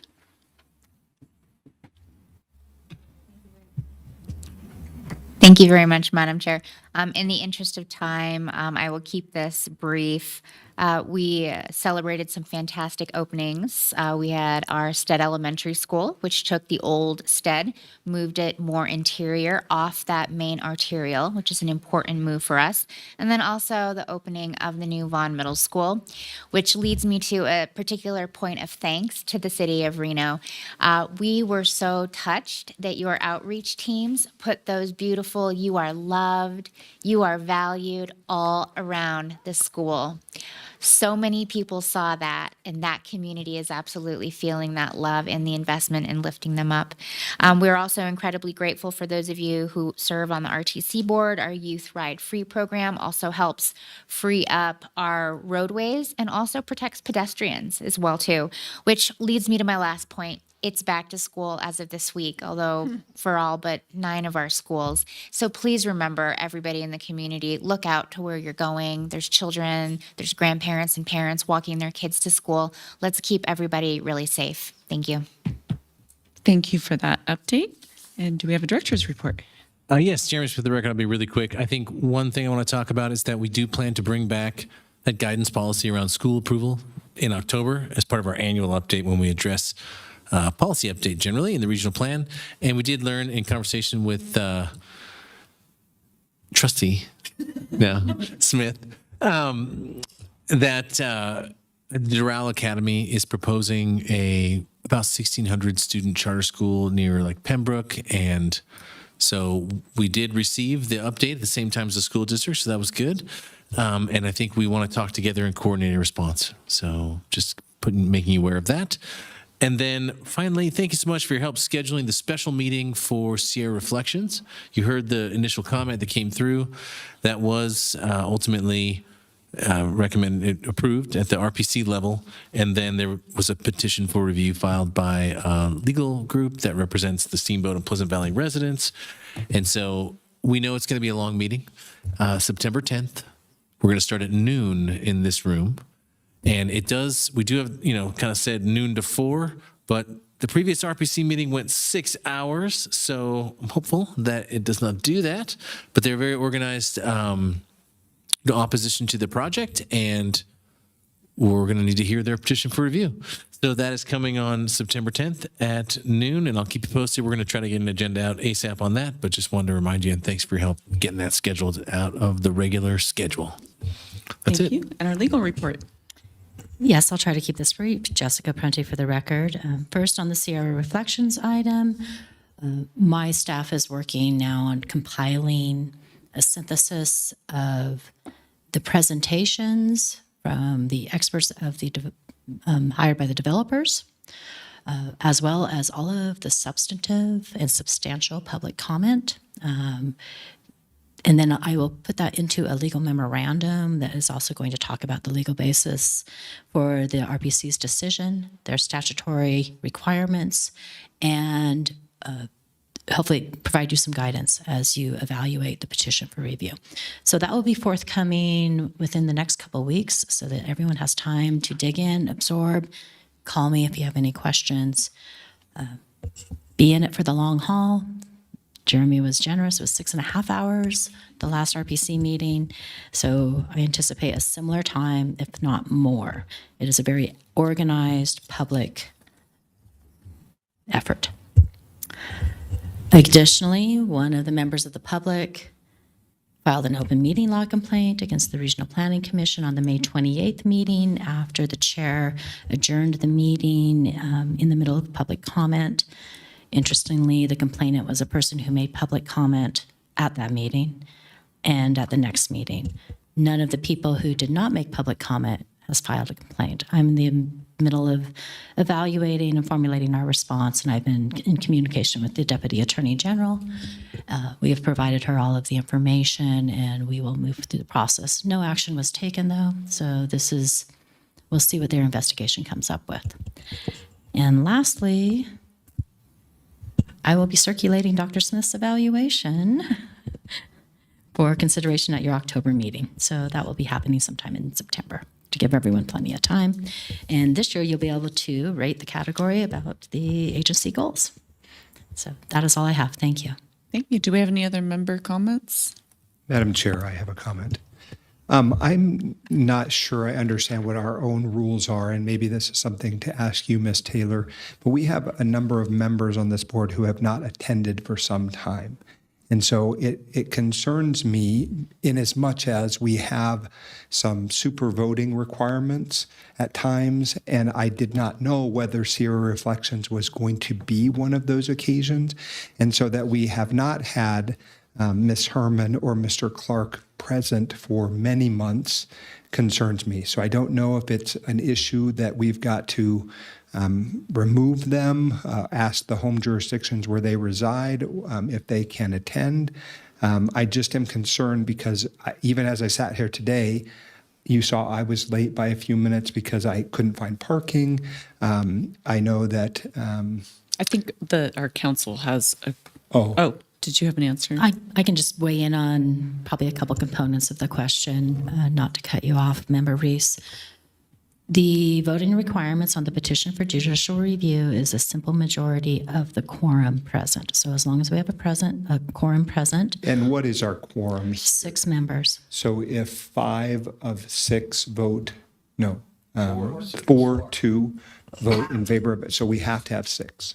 We have to have at least 6 present, and then a majority of the quorum, one way or the other, for the decision. Understand. Thank you so much. Now, as far as jurisdictions, it is completely within the local jurisdiction's purview of who is sitting on the board, except for, per statute, Member Herman's seat is always on the board under our statute.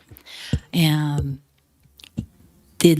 local jurisdiction, I believe each of the local jurisdictions have designated all other members of their governing body as alternates, but we've never had an alternate come in on Washoe County. So that's always an option, but as long as everyone that's here today is here on September 10th, we should be sufficient to carry the vote of whatever it is that the body decides to do. Could I have a follow-up question for you? So back at our home jurisdictions, we don't reduce the quorum, the voting number based on the reduction, the number of people present. We don't reduce the voting number. Like, so we have 7 on council. If only 4 show up, we have a quorum to hold a meeting, but all 4 would have to vote yes to pass something. We don't get to reduce the quorum. I just want to make sure that's a unique rule to this body, right? It is, and there's different rules that are applicable. For example, a regional planning amendment. You have to have a simple majority of the entire body to vote in favor to pass a regional plan amendment. For this particular action item of a petition for judicial review, a petition for review, or other items that are not statutorily addressed as far as voting requirements. For example, the Regional Planning Commission has 2/3 votes on certain items. It's just a majority of the quorum. And Chair Taylor, that was why I asked, because I was concerned that if we did not have a sufficient number of people or one of us was sick that day, that it's creating the conditions under which we cannot move forward. And it's a special extra scheduled meeting. That was my thought. Washoe County could, for clarification, they could appoint an alternate at their next meeting to sit on this board if that was something that they wanted to do. An alternate can always come in. Okay. City of Sparks commonly does that. City of Reno generally doesn't need to have to do that. Any other comments? Just real quick, I know we're all running late, but with all 3 jurisdictions being represented here, I just want to say thank you to the firefighters that have been from each jurisdiction, especially with the bug fire and still pretty scary times. But I just want to thank everyone and Reno especially the recent partnership. So thank you everyone. Okay. Do we have any other public comment? We have none. Okay. We are adjourned. Thank you. Great job. Recording stopped. Thank you for the opportunity to make comments.